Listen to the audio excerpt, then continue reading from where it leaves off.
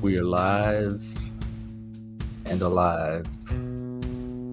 Here to jive with you on day 5 of the new year.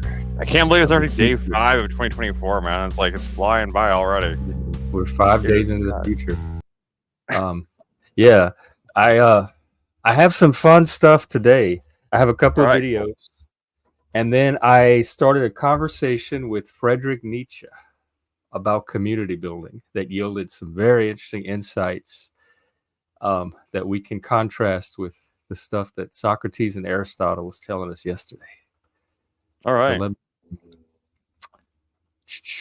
let's get these videos going. Hang on, I got to change my setting. One of them is from Paul, P.F. Jung. It's just a little clip he posted on Twitter on rationality. And I just want to post it to hey, Chuck. give people something to think about. Oh, hey, Chuck. 1 second, I'll get started. So those of you that are trying to be more rational, which I hope this stream helps to facilitate or at least inspire you to do, here's a little video from P.F. Jung on the problem with rationality. But the problem here is the same problem that modern rationalists face, which is that rationality as a cognitive process may be near universal in humans, but each individual is operating on their own set of facts and experiences on which the faculty of rational thinking draws upon. Take the following example. If you grew up as a victim of brutalizing and horrific oppression, as someone like Malcolm X did, your capacity for rationality might justifiably lead you to an active and aggressive resistance against your oppressors. After all, it is what the founding fathers did against the British, and we generally laud that in American society. On the other hand, if you grew up in a relatively more stable family environment and studied the nonviolent tactics of Gandhi and Tolstoy, it would appear rationally self-evident that adopting those same tactics would be your best bet for addressing societal oppression. To say that either Malcolm X or Martin Luther King was more or less rational than the other seems wrong to me. Rather, we have to acknowledge that rationality is not the fundamental determining factor when it comes to what is good or not. Good point. Good point. So that's interesting as a rationalist, that it's not the determining factor in determining what's good or not. And maybe he has a point, like rationality is more for truth seeking than for value, like determining values. I think that is done with a different function, but I think rationality can play a part in that. And I think truth is a value in of itself, and truth can be one factor in determining what we value, like how much it aligns with truth, etc. So I wanted to show this other video as well. Oh, this one's interesting. Oh, especially, okay, the conspiracy tards are going to love this one. This is going to freak y'all out. It freaked me out. Oh, hang on. Here we go. This is a completely fake video of me. The AI used 30 seconds of me talking to a webcam and 30 seconds of my voice. And now I have an avatar that I can make say anything. Don't trust your own eyes. What y'all think about that? See, when I talk about, I'm getting like by the end of the year, I want a panel. Y'all are all getting replaced by AI. I'm going to have a panel of AI guests. It's coming. Just gotta learn how to use those programs is the frame problem. Yeah. I've been 30 seconds of him talking into a camera. I've been creating characters with the Google AI, like text-based characters. So all I have to do is create, that is the now, not the future, exactly. And it's about to be the now on this channel too. I just need to like create a character and give it a few seconds of voice and video and mannerisms, whatever I want it to be, and then that's it. I have my new guest, my new panel. That's why I'm so erratic on camera. So like the 30 seconds can't really like it'll be really hard to do like I'm good like, luck working like us this. into 30 seconds. I get like close to the camera. I get far away from the camera. Like try to replicate me, AI. You can't do it. It takes you 30 seconds just to get started. So, And then maybe I should start drinking heavily, and then my actions will be more erratic, and then they won't even be able to. They won't have any idea what to do. I'm just kidding. Yeah, I'm not get your gonna solo start cup drinking heavily. ready. But still, Oh, let me turn my banner on. Yep, it's still open. 33 33 seconds. Okay, fine. All right, you're right. 33 seconds would probably be enough. You're right. I retract my previous statement. I'm gonna give it 66. The truth is that this is an AI avatar of 66.6. myself right now, and like we're just I just didn't. Yeah, we wouldn't even know. In fact, we're not even gonna tell people once we get this, but we're not even gonna tell them it's AI. We're just gonna do the show like normal and see if they can figure it out. What you So think? one I of these create? You think I days- create this whole new background, this whole new setup by myself? No, this is all AI, baby. This is just way. 666 seconds, and that sounds more realistic. I think I see the value in that. That's what Revelation is really talking about. Retract my previous Solomon's theory. It's all about how long it takes the AI to replicate your personality. Holy shit! Don't Come trust your own on mind. this show, Jack. Come on, let's talk some. I haven't really got to talk to you in a while. You've only been on for like seconds at a time. And Chuck too, man. Come on, let's have a panel. Let's have a Maybe the AI panel. Be I think able to if we- improve this connection this year. If we rebrand the show, we should just call it Panel, the panel show. Panel presents the panel show starring panel. Well, I am doing a rebrand, and it's going to revolve around the concept of panel. In fact, I'm waiting on those thumbnails. Did you ever run them through the? Send them to me again. I don't see them in Discord. Send them to me again. I'll just recopy and paste them from. Yeah, just the because message. I was checking for them. I'll check for them again. Right, make sure I just didn't miss them, but I don't see them.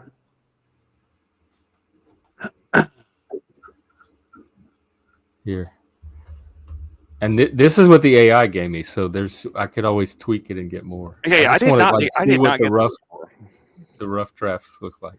Your voice is going. What conspiracy stuff? My God, there was that monograph guy and God, who was the other one that came on with the conspiracies? I don't know. It was such a wild panel last night. Well, I don't think any differently of that conspiracy stuff than I do any of the other conspiracy stuff.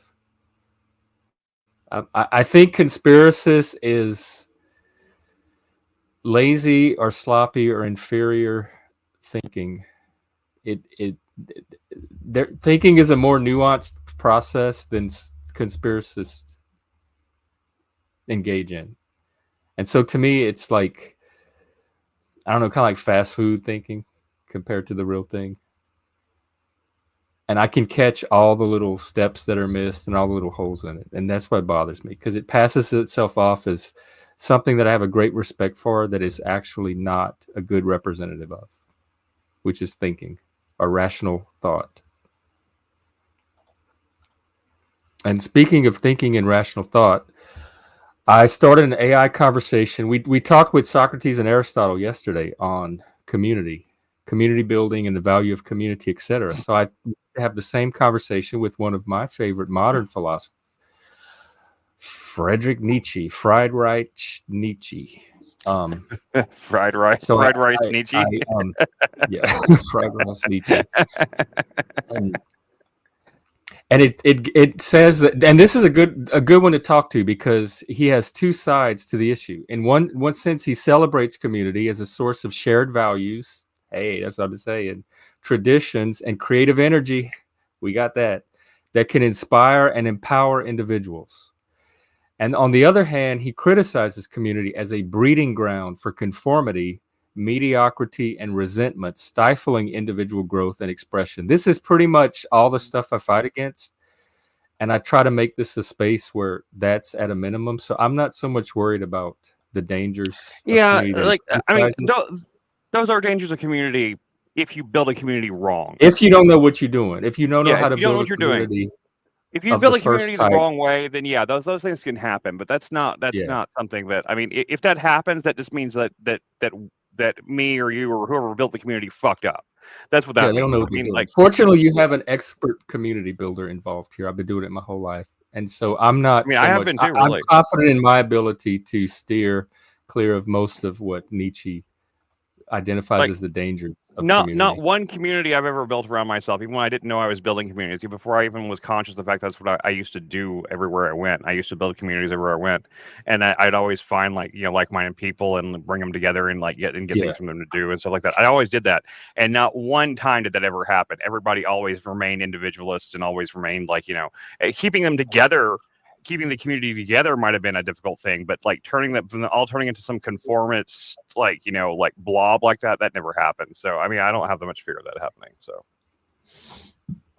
And Nietzsche's focus was just like ours on the individual, not necessarily the community. His primary concern was with the development of higher individuals capable of self-creation and overcoming societal limitations. Community, when beneficial, is seen as a tool for fostering such individuals. I didn't realize until this dialogue, really, how Nietzschean my style of community building actually is. But yeah, I think Nietzsche would fit right in with what I'm trying to do. So he's going to help us build this community. And then on the question of the value of community, whether community has inherent value in itself or derives its value from its contribution to individual flourishing, is a point of debate among Nietzsche scholars. So it says, keeping all that in mind, it gave me 4 questions to ask Nietzsche. The first one is, how can we balance the individual's need for self-actualization with the need for belonging and shared purpose within a community? And this is kind of some of the stuff that Jack was talking about the other day. And during COVID, I had my first project, my podcast community project was called New World Chaos. And it was specifically, and the old episodes are on my channel. There's a playlist of them. It was specifically around, how do you create a community of highly autonomous, self-determining individuals that don't like conformity, don't like to be told what to do. We want to be able to show up, be ourselves, be who we authentically are, but still contribute to a community and get the benefit that comes from belonging to a community. So this is exactly what this question is addressing. And let's see what Nietzsche has to say. Balance, you say, a treacherous word, implying a static equilibrium, a harmony forever achieved. I scoff at such complacency. The true dance is dynamic, a constant push and pull, a wrestling match between the lion of individuality and the dragon of conformity. Again, I don't really think the dragon of conformity is a big issue. I mean, I've made one rule the whole time. This stream is how old? And I've made one rule the whole time, which is, I made it yesterday. From now on, when you say they, you have to say who the they is. No more anonymous theys. So here are some steps that he gives for this, what he calls the eternal waltz. Seek communities that foster growth, not conformity. And I would say seek or create. Find tribes that celebrate your uniqueness, your dissent, your audacious experiments in living. That would apply to many, many of these people on the panel. I've seen some of these experiments, and that's exactly what they are. Shun the stagnant pools of dogma and embrace the rapids of creative challenge. I think we do a pretty good job of doing that here, because I'm constantly challenging dogma. I did it last night on Flo's channel. We were breaking down the text of the Second Amendment, and the guy that was arguing for it was being very dogmatic about how English works, and I had to constantly keep challenging that you're going to see irregular constructions in a language like English all the time. Contribute to the collective. I would say the communal or the community, not necessarily the collective or the group, if you like, but don't become a cog. Let your individuality paint vibrant colors onto the community canvas. I definitely think that happens here. Share your gifts, your passions, your eccentricities, and enrich the tapestry of life together. But beware the siren song of sacrificing your essence for the sake of a false harmony. I don't think we have to worry about false harmony or any kind of harmony on these panels from what I've seen so far. I think it's a creative cacophony. my phone ringing. I gotta check it out. I'll be right back. Okay, I'll just continue with this.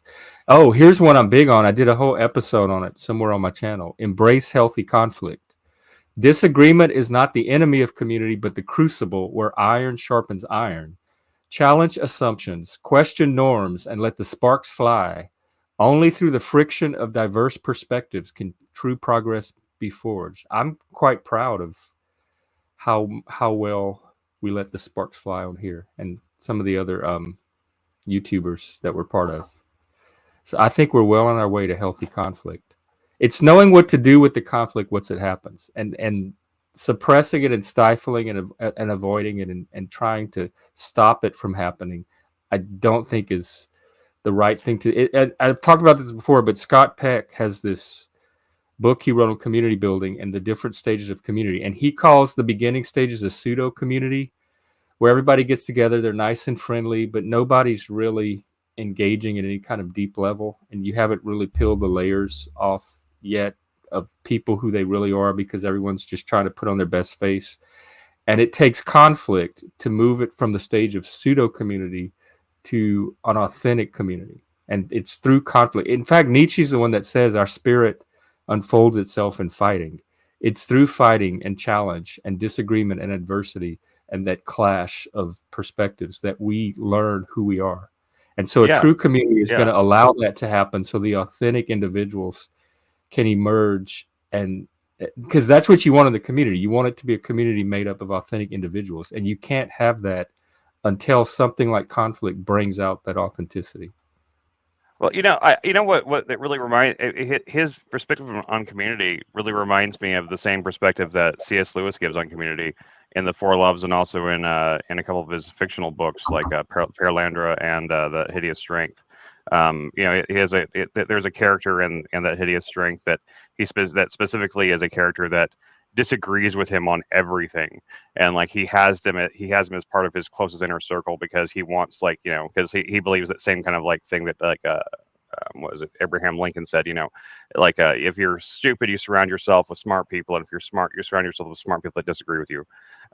He had that same kind of like that viewpoint. I would really like to, if you would, because you know how to do this, create a C.S. Lewis character and ask him the same thing. I would really like to know what it said from his perspective, and or see if it actually gets it wrong, or if it wokeifies it and tries to turn him into like C.S. Lewis being like a some sort of like like Orthodox Christian type thing, because C.S. Lewis really was not. He might, I think he was part of the Orthodox Church back in his day, but it's a very different thing than it is today. Oh, he he was Orthodox? I knew he was I, Christian. I didn't know he was Orthodox. I don't know that I think he was more Protestant than he was Orthodox, but he was in. Well, let's look it up so we're not spreading misinformation about good old CS. Yeah, I'll do that. I'll do the Nietzsche one, and then we'll do a C.S. Lewis one, and we can compare and contrast. Yeah, because I'd really like to know. Because his book Perelandra is in my opinion one of like the deepest philosophical tomes ever written. It's a fictional book, but it's about, literally, it's like the idea of it is that there's this Venus is this planet called Perelandra, and on this planet there is a new Adam and Eve character, and it's basically the entire middle to end of the book is a Socratic dialogue between the main character Edwin Ransom and this other character who's a villain, who basically plays the role of like the devil, and like they're both having like this debate with each other about the virtues or non-virtues of doing this one thing, and it's like the dialogue takes, like, I started rereading it like just night before last, and I got like halfway. It's really not a very long book. It's fairly short, and like the ideas that it puts in place are just like, it's just thought, even if you're not a Christian, even if you're not, it's a very, very thought provoking, because you can see the viewpoint of both characters, and I actually had the thought that it would be kind of fun to do like a book club night where we can get together, like you and me, and like maybe a couple, like maybe Jack and a couple other people. Well, good luck, because I've been trying to get book clubs going for years now. People do not read, but not as a book club like that, where we read through the book. We read through the book on camera, where we each take a character. Take a character and read through it like we would a script. Well, let's test your script first, see how it goes. But I have this thing about reading out loud, or having people read to me, like in school where we take turns reading the things. I hated that so much. I think that's one of the worst ways of teaching possible, where people just take turns. What I wanted to do was to create some AI images from the book, and actually kind of like create like an audio book, kind of like, but with our particular voices on it. I would love to have you play like the the devil on the shoulder character, and I could play Oh, I could play yeah. the ransom character, and then I can get Lindsay to do the there's only 4 characters in the book. There's the devil character, there's the ransom character, there's this the Eve character, and then there is and then there's the character that's kind of doing the narrating. That's like actually is supposed to be Lewis himself as a fictionalized version of himself, and that's it. He's only at the beginning, so like we only need 4 people to do it, and it would be. Just think it'd be fun just because like it's not a very long book either. It'd probably take us like 3 episodes to do it. And I don't know. I thought it was an idea. If it retracted nobody in the first episode, then Well, I'd be like, make the images and let's do your script read through and see if we can get that off the ground and how that goes, and then that'll give us an idea of how to do this other project. yeah, that'd be cool. I could do that for the script too. I didn't think about that. We could create some images from that. I wonder how that Yeah. would work. Create images of each character and maybe a little background story, like kind of like you do in role playing, so that we have an idea of who the character is before you even start. Yeah, I'm not sure how to do that with the image creation thing, but I will figure it out.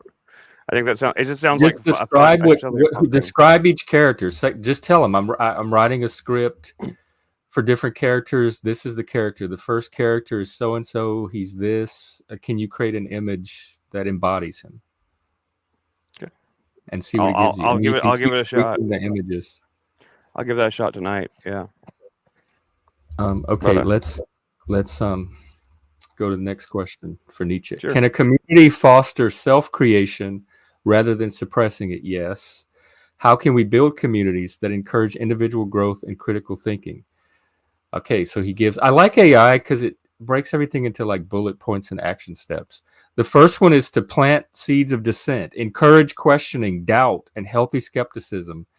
I do encourage that here, and I do it myself with the conspiratards, but the conspiratards kind of do it for me too. So I guess in a way there's value in challenging these wild and crazy narratives that show up here.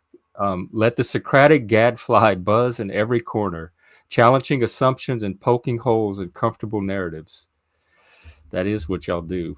A community that celebrates conformity is a graveyard of potential. Oh, I like that. A community that celebrates conformity is a graveyard. That's a great line. That's a great line. The other one is if the AI didn't rip that directly from Nietzsche, then I'm very impressed. That's really good. That's really good. It's either Nietzsche or Nietzsche inspired. Yeah. Water with diversity. We definitely do that. Embrace a kaleidoscope of perspectives, backgrounds, and experiences. Cross-pollination is key. We even do that from stream to stream. Let the winds of change carry new ideas, and let the bees of curiosity flit from flower to flower, spreading the pollen of possibility. Okay.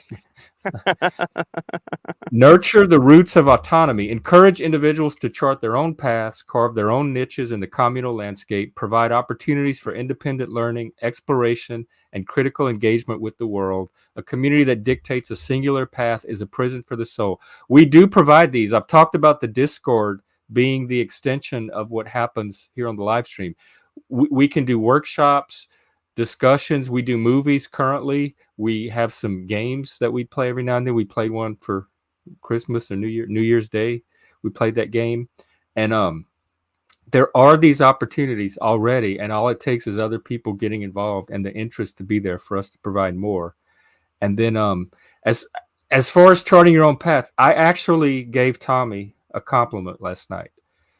People were encouraging him to create his own channel and make his own content because they saw potential in some of the stuff, like some of the trolling that he does. And he did that.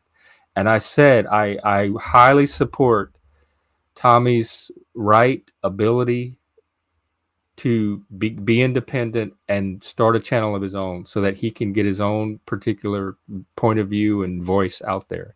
And I'm very happy that he has his own channel. So even though I don't like him as a troll and I don't respect him and I don't want him on my show, I very much support and celebrate that he is charting his own path and carving his own niche in this landscape.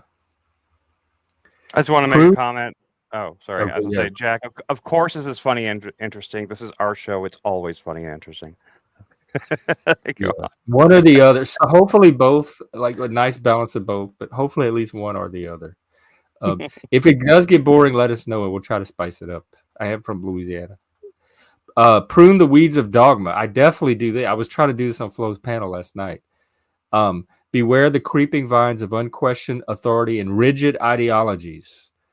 Let the pruning shears of critical thinking trim away the dead wood of unquestioning acceptance. Communities built on blind faith are fertile ground for intellectual stagnation, as we see in the Arthro-Bro cult that some of the For trolls real. come from, For the real. Jay Dyer cult.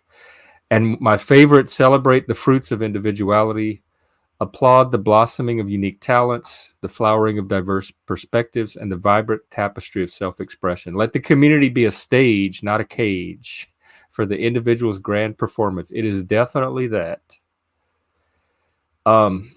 Here's a good one. What role do shared myths and values play in fostering strong communities and strong individuals? I guess myths in our case would be like the panel lore that's growing up, which again, Tommy seems to be a great resource for with his autism.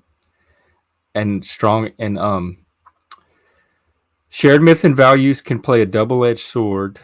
They can be the glue that binds, but they can also be the bars of a cage or the blinders that obscure. And again, I don't see so much of a danger of that here. On the positive side, they can create a sense of belonging and solidarity. They can inspire and motivate, and they can provide a framework for moral decision making. On the negative side, they can be used to exclude and marginalize outsiders. And I make no secret of doing that. There are definitely people I'm excluding, and I do want on the margins of this community, because you cannot have every person in the center of a community. That's not a community. There are natural hierarchies, and ours is a hierarchy of people who can interact with other people in a civilized way and trolls that disrupt that. Shared myths and value, they can stifle creativity and innovation by discouraging them from questioning or thinking outside the box. So it can lead to stagnation. And they can be used to justify oppression and violence, which I'm not worried about here. Like, how do you have Right. violence through the internet?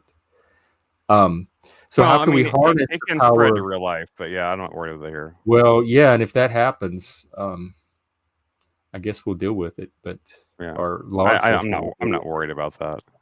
But I'm I not had worried a, about direct violence. what you just said though, that inspired an idea, and I'm not saying that we should do this with Tommy or anybody specifically, but if we came across like a specific troll like type person like that, like let's use Tommy as an example, and I'm not just be clear, I'm not suggesting we do this with Tommy, but what would happen if we specifically reached out to someone like Tommy, right, and said like, I would like you to come on and be a co-host of the show for like as an experiment for a week, and we're going to give you like, right, we want to give you just a few guidelines to follow, and we want you to like express your viewpoints and everything, but we want you to like to limit your rants to like a certain. And I know it wouldn't work with Tommy. Okay, I'm just saying. I'm just wondering. You're falling into the same trap that all of these people that already let Tommy on do. Like Flo tried Yeah, it last night. they let them on. Here's the answer to your question.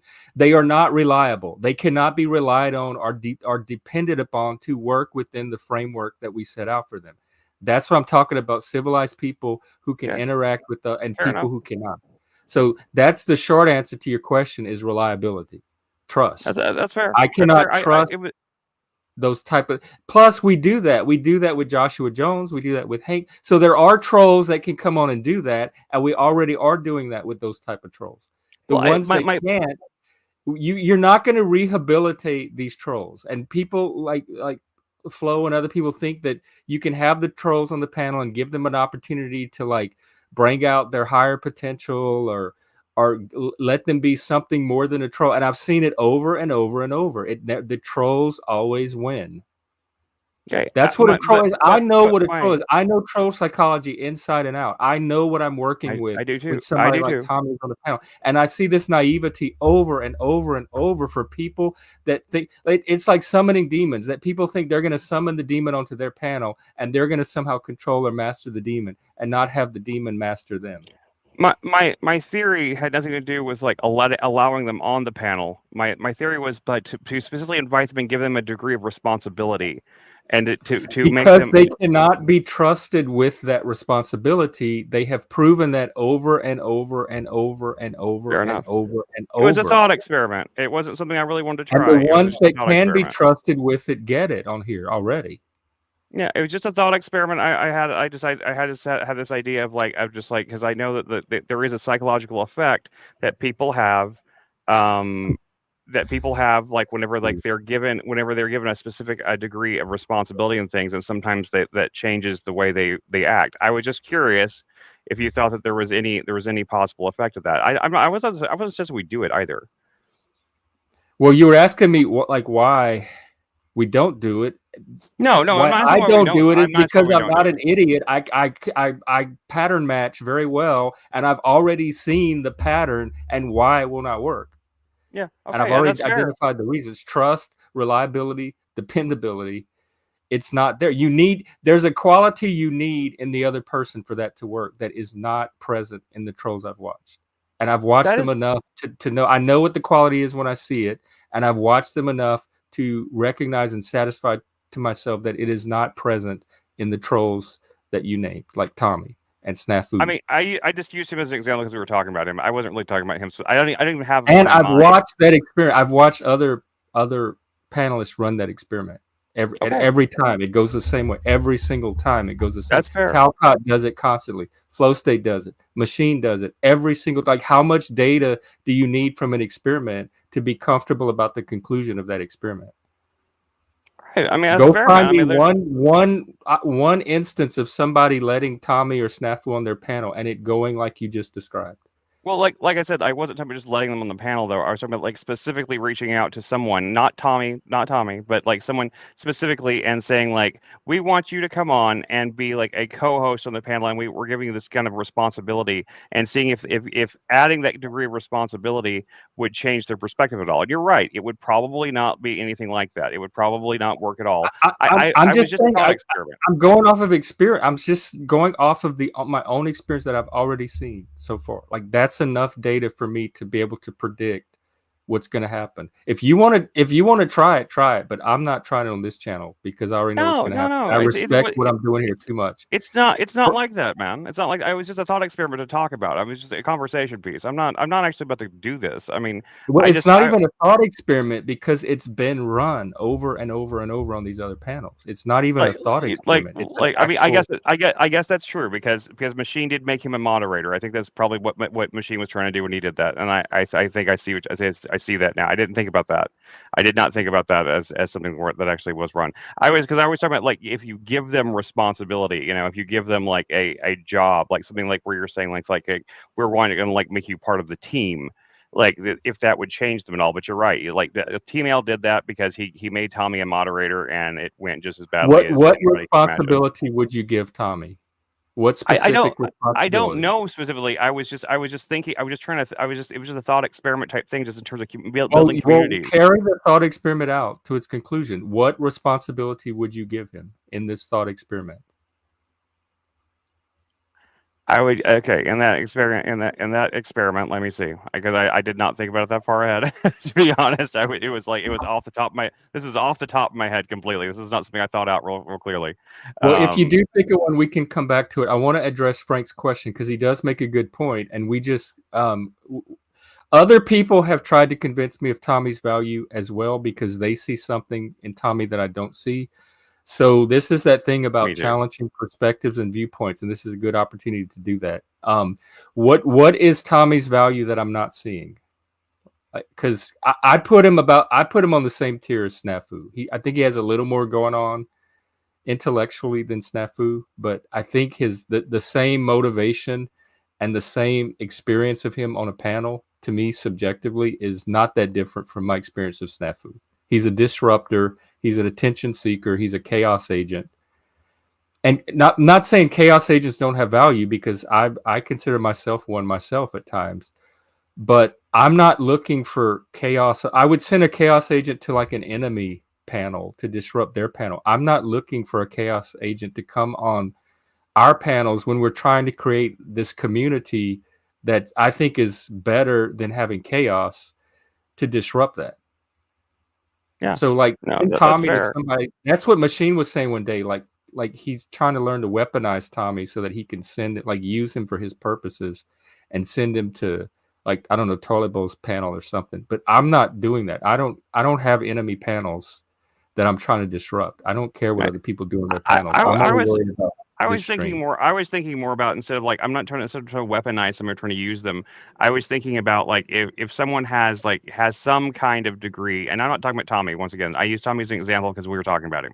But I was talking about like if you had a character like that was constantly going on and like they felt marginalized to some degree. If you bring them into the fold and be like look, we want you to be part of this, but like these are the things you can't talk over people. You have to be willing to yield whenever you have to do this kind of things, and then They do that and all the time with Snafu and Tommy. All the time. Every single time they talk over. I don't go to as many panels as you do, so I don't know that as much. So like Well, they're that's online. You can watch them yourself. You don't even have to you're take my right. word for it. I don't And have you made a point about people who feel marginalized, and that's another. Like I think there's a deeper issue behind this, and a difference between you. I don't care how people feel because I believe people are responsible for their own feelings. So if somebody's feeling I don't care how they marginalized, feel either. that is their feeling to do something about, not mine. Like I'm not trying to do anything about how people feel one way or the other on here. If they're feeling marginalized, it's because of the way they're processing the situation, not because of anything I we're agree with actually that. doing on this panel. I agree with And that. if And you I want don't. to try the experiment with Hank, next time Hank is on, give him a specific responsibility and try the experiment. Because I think you would have much more success with somebody like Hank than you would with somebody like Tommy or Hank's a good Snafu, who's example. proven over Hank's and a good over example. that they can't even follow a simple request like don't talk over other people and let other people talk. Like okay, for a specific responsibility, I thought of one. Like if we employ not employed like I mean no money obviously, but if we like just in like the more colloquial sense of if we employed someone like that to be the resident research person, like when we mention something, someone that actually looks up the research and pulls So that kind you of stuff think out. Tommy's going to sit on a panel No, quietly and I just didn't say research Tommy. when we need him I to didn't say research? Tommy. I wasn't talking about Tommy in this case. I used Tommy earlier as an example. It was a bad example. It The was a bad type of idea. trolls you're talking about running this experiment on are the types like Trump. So it's the category that Tommy is representative of. So pick anyone from that category. Do you think any of them are going to sit quietly and just research when we need them to research? Probably not. You're probably right. I mean, it was just a thought experiment, man. I wasn't about ready. I wasn't Well, trying to change the I'm change. helping I'm you not trying to think change. through the experiment because that's what Yeah. I do. That's what I like to do. I just feel like I triggered you a little bit. I didn't mean to. I wasn't trying to No, trigger anything. I'm not triggered at all. I'm not triggered at all because I'm so secure and confident in the results of this experiment already because I've seen it happen over and over. I'm not in the least bit triggered. You have a lot more experience with it than I do. I really don't have as much experience with those situations. I as you do. think it comes from a good place, but I also think it comes from an enabling place where you feel bad because somebody else feels bad, and then you want to come in and rescue them from their I bad. don't And feel the reason bad. they're feeling bad is because of their own choices and actions that they're making and taking. Yeah, no, They're marginalized because they disrupt everybody else's experience. And let me make it. And I don't feel bad for I them at do all. not I feel wish they were bad for more Tommy. marginalized than they are. I do not I feel wish I bad for never had to Tommy. see Tommy or Snafu again ever anywhere. Yeah, no, I do not feel bad for Tommy. I do not feel like Tommy is marginalized for more reasons than beyond the fact that he is a disruptive character and stuff like that. I'm just curious about like I could because I did do this. Like whenever I worked at the Tropicana, there was this guy that used to come around a lot, and he was and ultimately my experiment failed. By the way, my experiment was not successful. But he was this guy, and he always was asking for a job, and he was kind of loud and obnoxious and stuff like that. But I thought, like, what if I give him a job? I give him a job that we're like, almost like, kind of keeping him as like a security type person who can kind of like be there as a presence so that people like, will be, because on our Friday and Saturday nights we had a tendency of like a bunch of teenager stuff getting out of line and stuff. So like, and this guy was huge. He was like 6'9", and he was like built like a brick shit house, and he was huge and stuff like that. But he was kind of obnoxious, stuff like that. And I had to kind of keep a close eye on him. And eventually one day he got mad at something stupid and threw a trash can. I had to fire him. And and so like I mean like it didn't work out that well, but for about 4 or 5 weeks it actually worked out really well. He actually did perform. He took the responsibility really seriously. He really appreciated the chance to be productive. And you can't. He just unfortunately his emotional capability just wasn't. He doesn't have that kind of emotional control. So that's what I was thinking of when I was thinking of something like that. Someone who is like kind of like a bully type thing. If you could make, if it's Oh my possible God. to. Well, and I mean, and I I'm not don't know saying how I many would do bullies it. you've dealt with, but you want to rehabilitate the bully. I'm not trying to rehabilitate them. I'm trying to see if like Well, if their that's mentality would how I would change. describe what you tried to do with this guy. Yeah, because I wasn't really trying to rehabilitate him. I was trying to see if just if you gave him something to care about, if it would change his perspective. And you're right. Yeah, you're right. It would not. And yeah, Snafu, And Tommy, they don't. I have dated guys before out of pity, and I learned very early, like that is the worst. Like doing anything for someone out of pity is one of the. I got screwed. It didn't go well for them. Like I don't do anything out of pity at all. And not to mention, here's another thing that's underlying all this.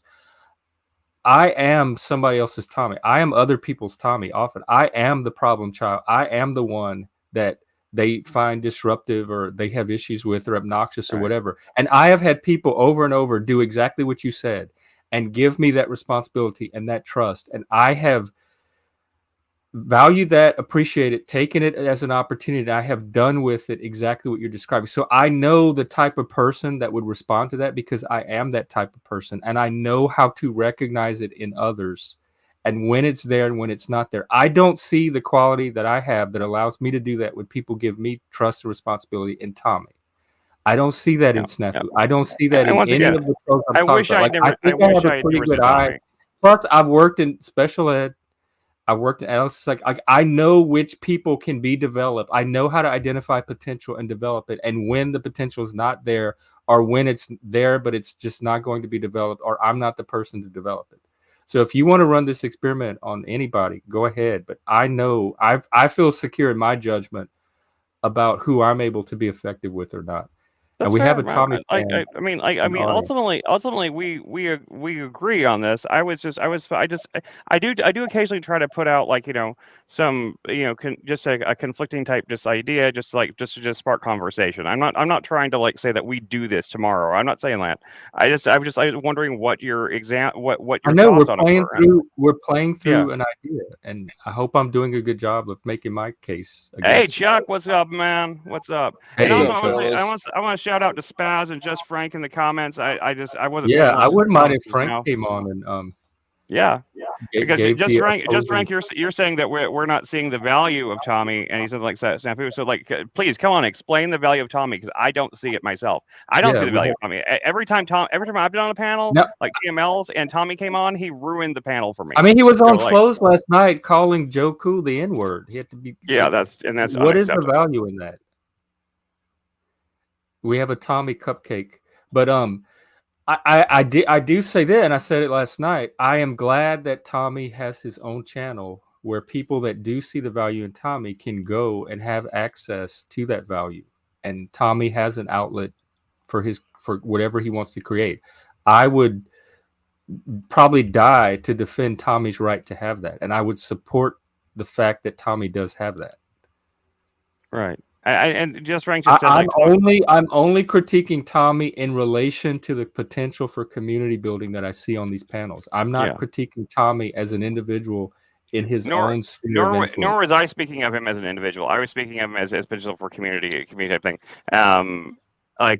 Tommy does not need development. Your arrogance is unbelievable. I just Hey, see Tommy's autistic. I see him as I work with autistic people. I'm autistic myself. I see him as a very unique form of who called you autism. a cupcake, dude? Who called you a I did. cupcake? Like, I did. oh, you did. I did. Okay. I'm the fruitcake calling him a cupcake. Okay. Fruitcake Okay. calling a cupcake. Yeah, that is, and that I gotta say You that's can an call it insult a right there safety bubble if because you fruitcake want. is I call it a disgusting, so. community, a thriving, functional Well, community that Tommy's going to. in a generalization to start off with, I have always, you got to remember, back when the internet first started, but I view trolls as I did the original hackers in the world. The original hackers sought pleasure simply in disrupting things. It wasn't Well, about it right, wasn't yeah. about ransomware or taking over your system. It was No, I all mean, if you go about, back to the freakers, they were more about like they just wanted to see what they could get away with in technology. But then, yeah, it turned into that. It turned into like disruption type stuff. Yeah, I mean, I agree with what you're saying. Yeah, and that's how I view trolls. I mean, true trolls. That yeah. they just want to see what kind of chaos they can create for no other purpose than chaos itself. Which is like Yeah, I and I don't even think know. they get like a In some ways, dopamine hit or in narcissistic some ways, Yeah, I response don't even. from that In some video. ways, Tommy's not even really a troll. He's something else because he's just disruption. He doesn't even It's like ego. It's ego gratification at the he doesn't expense of even allow the everyone else. chaos to develop. He doesn't like introduce some like chaotic idea and then let it go. He just talks over everybody until nobody Right. can talk, and Yeah. that's the real He's just problem. disruptor. He's just noise, white noise. yeah. Just because I can say a word, should I? Yeah, exactly. We That's were the way too I. we Go were ahead. too focused on deciding if we could do something to decide whether or not we should. Yeah, yeah, the Jurassic Park thing. Yeah. In your original conversation, when you was talking about Nietzsche and all that, back when I was doing some psychology work in college, we did a book on the penal colony of Australia, how they originally started off. And that, it was an interesting dynamic because you had the prisoners, then they just left them to their own device. And then you had a group that turned into law of nature, uh, the fittest shall rule supreme. And then you had another group that had a single leader, kind of like Apocalypse Now, the colonel in the jungle type thing. I'm the boss and everybody else falls underneath me. And Right. then you had a guy in this book that we did, psychology book. He tried both camps, the tribal camp and the authoritarian camp, and then he was able to take that and form a third community, is what we see now. But the ironic part was they started off as a penal colony, prisoners. Right. Then they got their freedom, so to speak, and then they had to turn right around and start a penal system in order for the colony to survive, which That was, an ironic type of thing that they were fighting a penal system and then turned around and had to create a penal system in order to survive as a whole. Yeah. Yeah, it happens in every society that tries to like. I mean, there was even a freaking Family Guy episode early on about like them like like the apocalypse having them trying to start and they're going to start over the world as like this like totally free thing and then eventually they end up like having to implement all the same rules and everything. I mean, it's a joke that's been done a ton of times, but it's true. It's true. Like no matter what, you're eventually going to have like outliers that are going to try to take more than like more than they deserve or more than or take things from other people, and there has to be some kind of punishment system set up for that. Otherwise there's no incentivization for people not to do that, and because otherwise if you let people get away with it then everyone's going to do that. They're like, well, if they got away with it then why shouldn't I? And so it turns into chaos really quickly. You have to have some kind of degree, and I think the way we jail people in this country is it's unethical, and like we should be focused more on rehabilitation, and there should be other forms of punishment besides just putting people in jail, but Oh yeah. or execution. But at the same time, there's some kind of penal system must exist. And yeah, well, I not agree. necessarily. If you need it, I think that's what I do here. Like we have our freedom to be and talk and express, and that freedom expands, and eventually there becomes a point where there's a need to somehow put a constraint, a restriction on that freedom. So when that need arises, that's when the authoritarianism or the penal system comes in. But up until you reach that point, there's like this stage where you could let the freedom expand on its own without needing to necessarily interfere or direct or constrain it in any way. And I think that's the stage that these panels are at. We're not at the penal system stage because there hasn't been a need for it. And when we do get to that stage, my goal is to keep us from getting to that stage as long as possible, like by letting that freedom expand as much as it can. So when we do get to that stage, that's a whole different mode of community building at that point. And hey, Mitch Lovin, hey, nice to see another new face in the comments. Oh Like, yeah, hey Mitch. very cool. And then Very the cool. Very cool. And Very cool. Nietzsche has this talking about the outlier. Nietzsche actually talks about it and has this to say about the power of the outlier. Every generation has its iconoclast or satiriconoclast, its prophets of dissent. These are the rebels, the mavericks, the ones who dare to dance to a different rhythm. And I would even include Tommy in this. So in a way, this would apply to some of the trolls. Their courage, their audacity can inspire others to question, to break free, and to forge their own paths. Let these outliers be the catalyst, the grains of sand that irritate the oyster of convention and force it to produce the pearl of progress. This is, I think, the answer to your question, Chris. I don't think Tommy has the ability to be a catalyst for anything, any kind of creative growth. I think he's just a disruptor, but I don't think his disruption is going to lead to further creative growth, or it hasn't. I haven't seen. And I do agree. And I do agree. Like I said, I use Tommy as example because we were talking about him, and I shouldn't have. I shouldn't have ever said Tommy because I wasn't thinking. Well, he was Tommy a good example of, unless you were talking about a completely different type of troll. I was talking about a troll that I haven't even seen yet. I was just thinking about like just trolls as we. I'm just thinking about the future as we go along, and like there's going to be other trolls that are going to come up and stuff like that. And I'm just thinking about people that are like that. I'm trying to think of like ways to deal with them that aren't just ban. Just ban thing. I'm trying to think of like if we see like something of value in them, if there's a way to integrate them in a way where like they feel valued and therefore they do feel the responsibility to contribute back. What do you see something of value in Tommy or Snafu that I'm missing? I don't. We could integrate. I do not, and I really was not talking about Tommy, and certainly not Snafu because I don't even know Snafu. Because the ones we do see, I see value in Joshua Jones. I've even defended him against other people but he's not purely. But like Hank, he's not purely disruptive. Alien. We've lost viewers because of Joshua Jones, but I see enough value in him. Hey, but they came back. Keep him around, and I see value in Hank. I see value in. I don't even let people on the panel if I don't see any kind of value in them. The fact that they're even on the panel is because I see some sort of value in having them as part of this experience.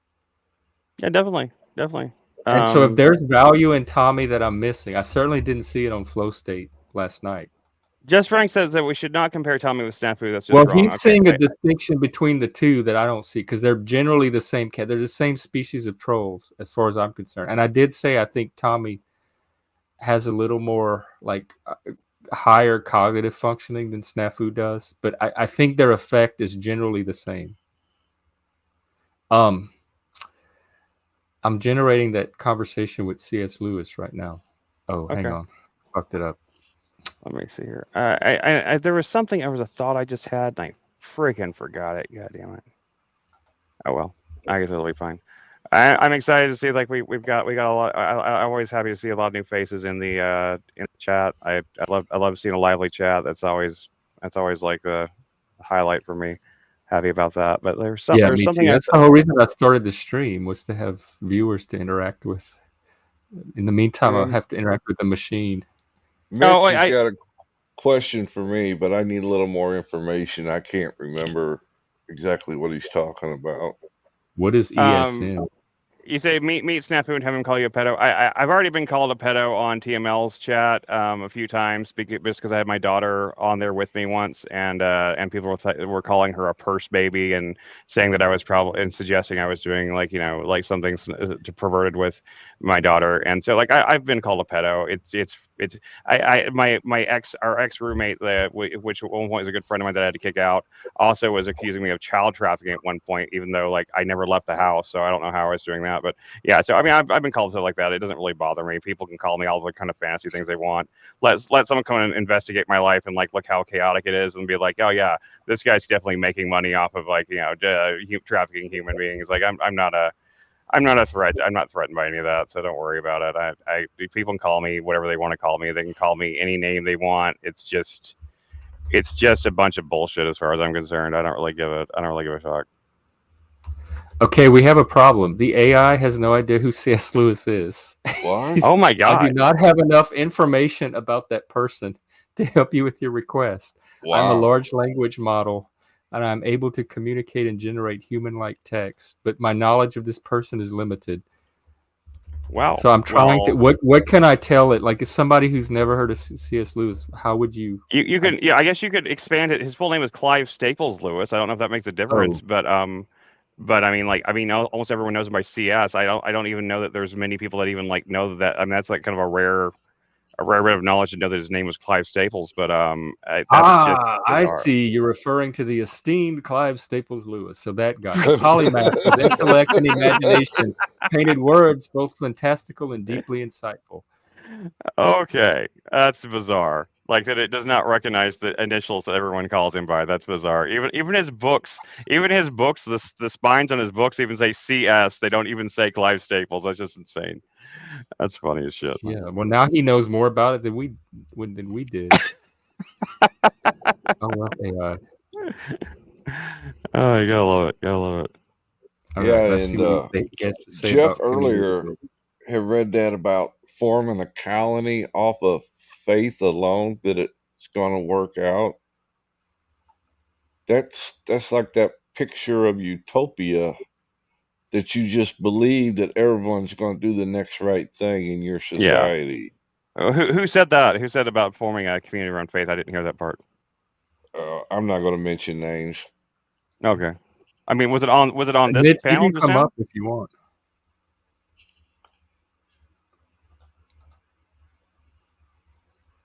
Well, now it's No. telling me it doesn't have enough information about him again. What? All right. Well, I mean, if it doesn't, it doesn't. I mean, I was just curious, like, what it would. Well, no, because, like, no. because Lewis. Hey, no. Okay. If it can have a Okay. conversation with Socrates, Aristotle, and Nietzsche, it can have a conversation with C.S. Lewis. We just have to Okay. figure out how to ask it in the right way. I got it, Mitch. I got it figured out now.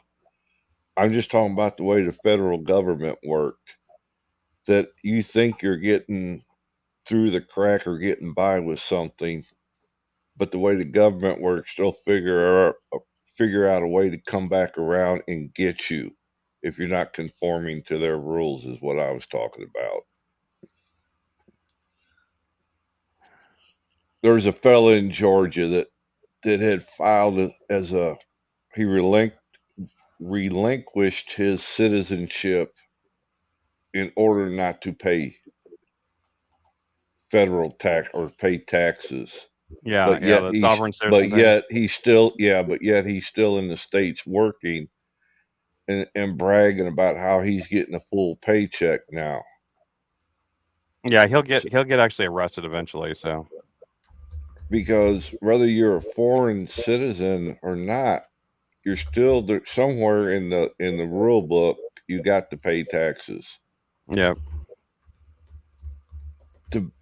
I'd have to dig into it some more, but I remember looking at that a long time ago. And nobody gets by with nothing.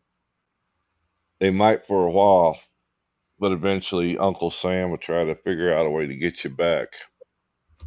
and Spaz, I just want to say, like, as you said here earlier in the thing, I meant to mention this too. You said that we had you on and people called you a troll. Who called you a troll? I never thought of you as a troll. So I don't know where that came from. I hope you're not talking about one of us, because, like, if it's something in the comments, I guess. I mean, like, we can't control it, obviously. But Oh yeah, come but, on up, Mitch. yeah, come on up, Mitch. Come on, come Spaz too. We'd I love to talk like to all of you guys. Mitch. Mitch, good guy. It gave me a picture of the Four Loves book. It listed all his books, so it knows who he is. And then when I ask it questions, it's like, I don't know this person. That's the book you was All right, talking about, here's wasn't Mitch. it, Chris? Yeah, that's actually the book I was talking about. Four Loves is the book I was talking about. That he Hey, talks a Mitch, lot about well, community and stuff like that. And just Frank, so good day to take you, care, sir. Frank.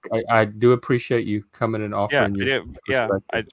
we would have loved to have you come on and explain a little further what you were talking about. Like we weren't trying to like just ignore you or anything. So Okay, I'm gonna switch to Chat GPT. Maybe Google is What not up, Yeah, maybe- getting to see what GPT does. how's it going, Mitchell? Hey, pretty good. How you guys doing? Doing good, man. Pretty good. Doing Right good. on. Yeah, Yeah, I so just I was just gonna kind of address what I think, Chuck. I think what you were trying to mention is a, a form called W8BEN. It's an IRS form. Okay. Is I that couldn't does that ring a bell? Maybe. Yeah, I couldn't exactly remember the terminology. That's why I was stammering over it last night. Right, right. Yeah, I mean, yeah. If you try and use that form as a U.S. citizen, yeah, that might not work too well for you. But Yeah, that was the point I was trying to make. That somewhere there's going to be an out for the government to come back at him, is what I was talking about. well, that's not absolute. You know, there are ways to do these or do these. I don't know what to call it. To basically assert yourself without getting in trouble. And Right. somebody who I know that has effectively done this process is Christopher Hauser, and he's documented it. So that's yeah, I know you guys just like facts. So I know there are people. I'm involved with the American state assemblies, and there are people that gather there and have talked about that stuff for a long time, and I've been utilizing that process who don't identify as U.S. citizens because of whatever particulars that they want to cite, which it's very complicated, and I'm trying to simplify it without Is that being the too sovereign dull. citizen movement? Yeah, yeah. Well, I would I have a argue that friend that's a sovereign sovereign citizen. I'm sorry. Oh, go I ahead. didn't I just say I have a friend who's a sovereign citizen. That Yeah, I mean, I would argue that the idea of a sovereign citizen is a psyop. If I wanted to identify a sovereign citizen, I'd point at a cop. Um, you know, with their immunity and also, they're basically the sovereign citizens, if you ask me. But that's neither here nor there. It's an oxymoron. It doesn't really exist, sovereign citizen. And my perspective on it is sovereign is a title. You can't really mess around with that. And plus, you can't really even qualify to be sovereign unless you're a landowner.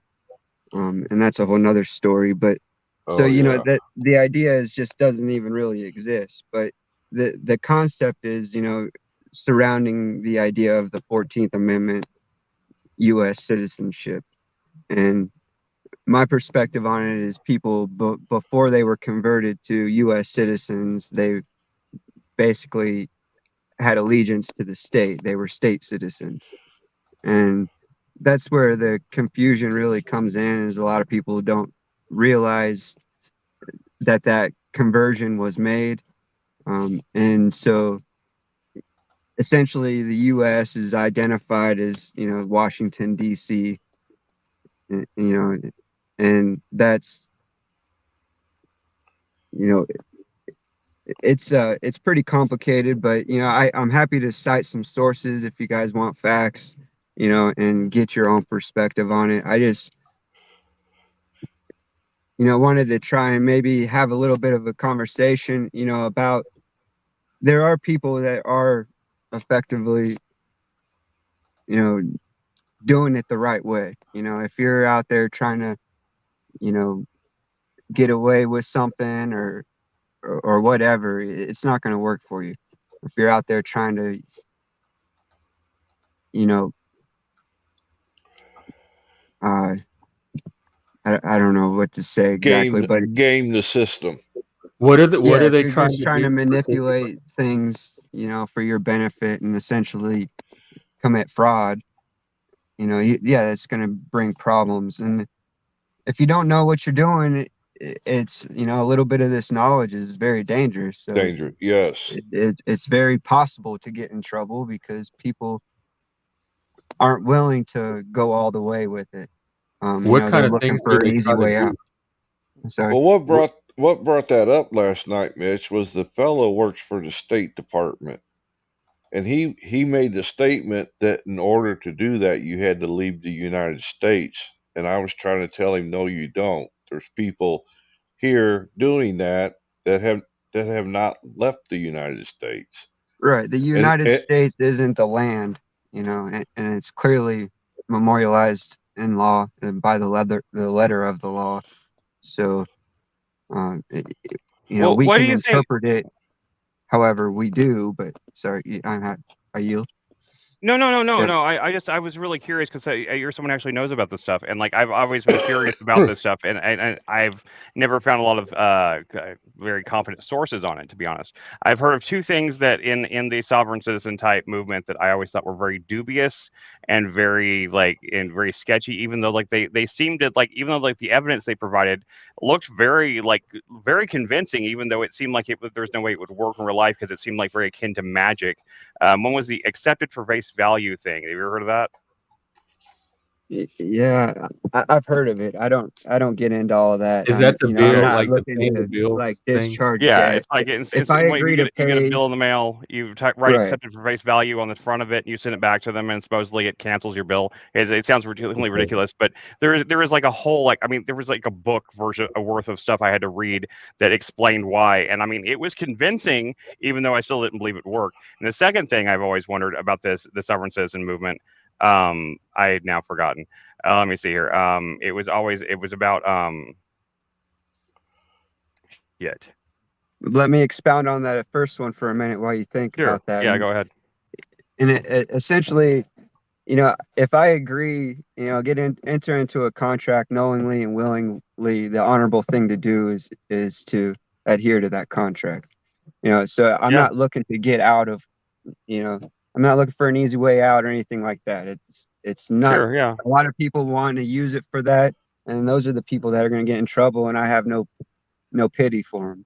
So, What about the people that think that your social security number is like basically a stock certificate that basically means that the government holds a certain amount of stock for you that adds to the GDP of the United States, and then if you know the right channels, you can get the money that they have put in a bank account for you that is basically the backing of the U.S. economy. What do you think about those people? well, there's evidence to support this concept that you're describing, but what you got to remember is, it's trust law, and one maxim of law is, he who creates controls. So it's not your trust, it's not your account, it's not your money, it's not anything yours. It's a trust that the government created for your benefit.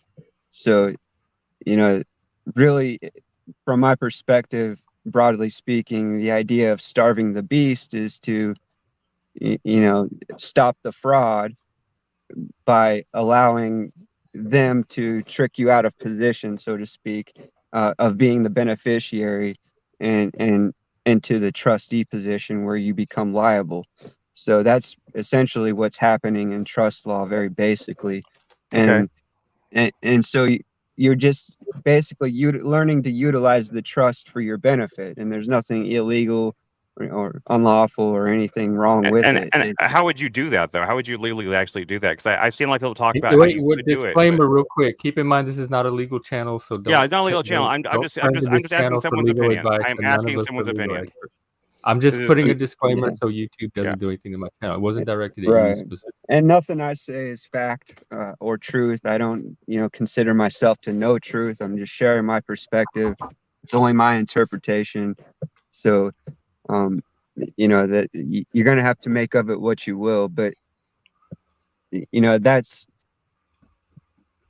I forgot what we were saying exactly. I was just going to ramble, but I yield.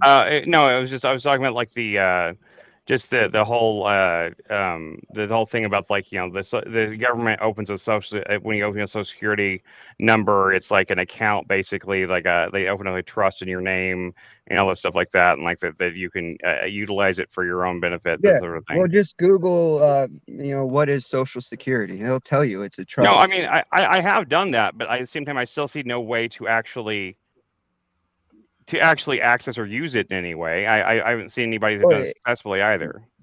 Well, yeah, exactly. Because people think that they have, it's their trust. They want to identify with the trust. And that's where essentially you have no standing. And, that's kind of the broad perspective that a lot of people can't seem to get over. But it's not yours. You know what I mean? Yeah. And so people think that they have right to cash it out or What about the people that believe that there's a difference between like your name with like your first letter capitalized, whereas your whole late name capitalized?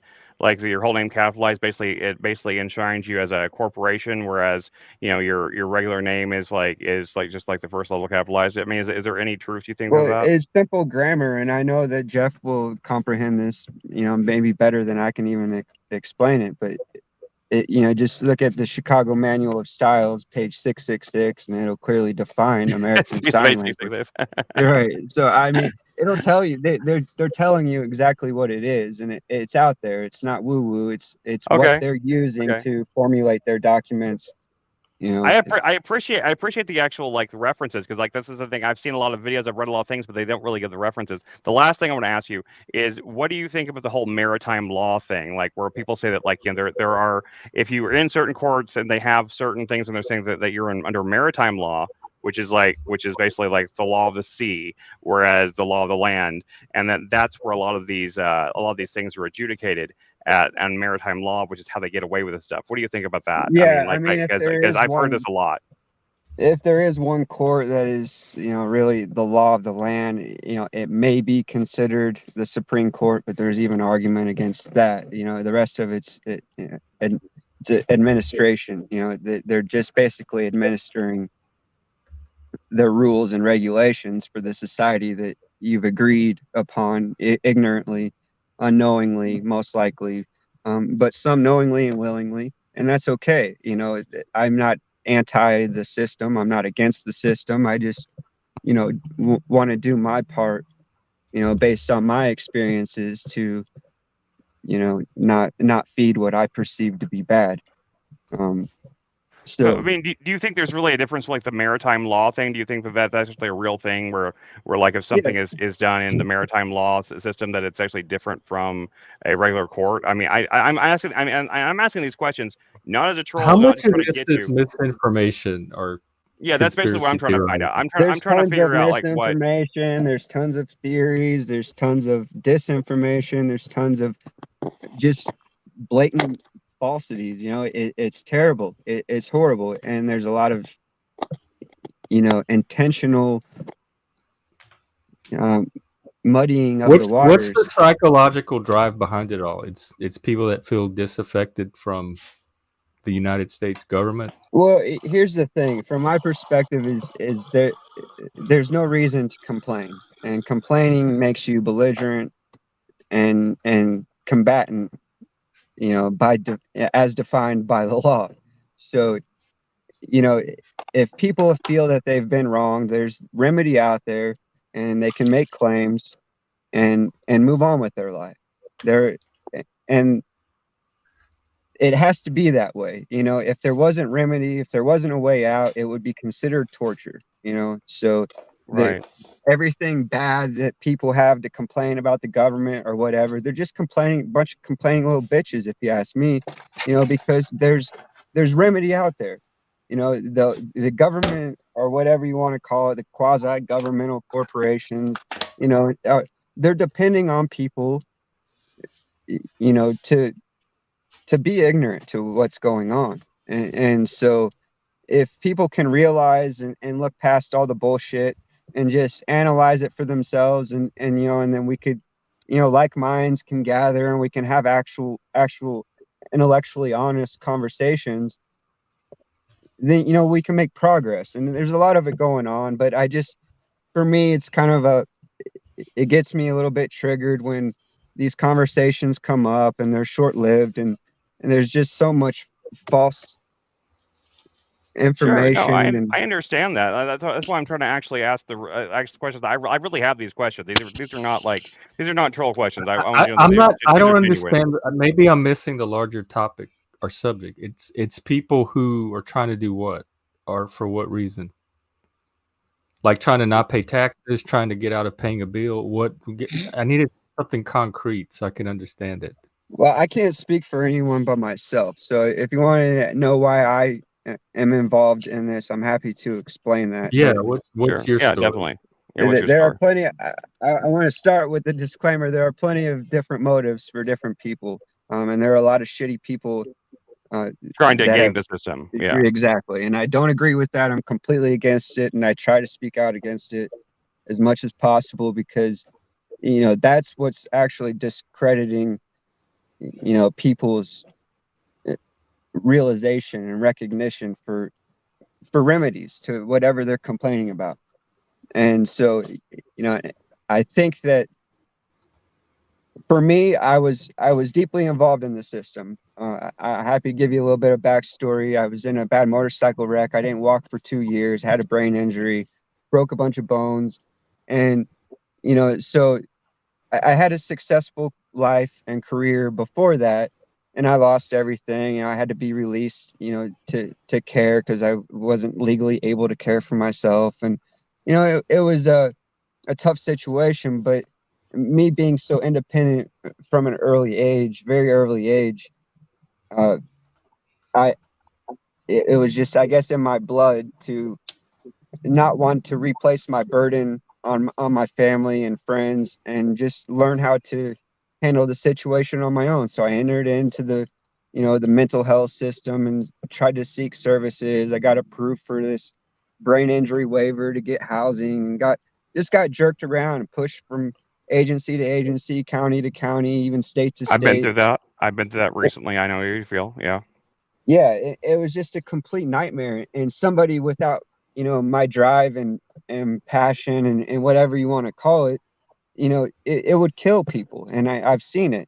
Just people don't It's survive it. nearly killed me. Yeah, I know. It's like it's been hell. Like I've been trying to get disability because of the fact that like I got vertigo from this COVID vaccine thing, and like trying to get that has been like it's probably still not going to happen. But yeah, it's like a complete nightmare.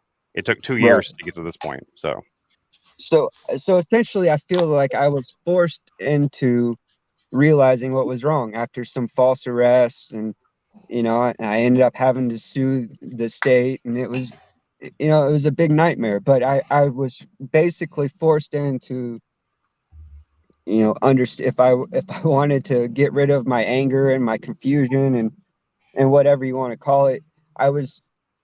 I had to realize what was going on, so I had to start learning about this. I had to start researching, and I was very skeptical of all sides because there's a lot of it became there's a kind of, lot of oh, disinformation. A lot of yeah. people it seem like they're trying to scam you, even though I never understood like what they're not even selling anything. So I'm like, what's the purpose of their lies? Like that was But always it's one of on the things both that got me. sides. It's And a lot of anti conspiracy. soft sits and soft sits. Yeah. It's happening on both sides. And there's, when you start to recognize and get to know the characters of the personalities involved, and who's really pushing what narratives, it all starts to really make sense. And that just, it's not like I'm very smart, but that's what allows me, because I've been involved with this stuff for almost 2 decades. And so I have a certain level of discernment when I, you know maybe that's being too arrogant. I at least able to recognize some red flags, and I know things are fucked up, and it's undoubtable, and it's all over the place if you really want to know. And so that's the thing. It's like nothing I'm saying, you know it's not like I'm just making up these theories. It's all written Yeah. by the letter Right. of the law, and that's what I'm really careful to follow. It's like I'm not here to really follow other people's advice or anything like that. I just observed for many years and watched other people's experiences and what was going on. And so I know things that work, and I know that there are people that are, you know, gathering to streamline this process of, kind of vetting out the people that are just trying to game the system, like you said, and just getting through to the honorable people that are just trying to do what's true and right. And a lot of times it comes with a compromise, and it's not for everyone, and that just it's not a one size fits all. It depends on, there's so many variables. So What's the larger goal? Like, if you once you do filter out the people that are trying to game the system, and you find I've the reached ones my that goal. It just freed me from feeling trapped and having, having to complain and fight the system. And, I was fighting the system. I was basically going up there. Well, I've got a target on myself, but, I was putting up signs, just basically exposing what was going on. And I was raising conversations. I was going to city council meetings. And I was, I was deeply involved with the county manager, the city attorney, director of health and human services. I was very much involved with trying to communicate with these guys and reason with them and be. And how'd you finally get through to them? I mean, how'd you finally accomplish your goal? I didn't. I just had to realize what it was.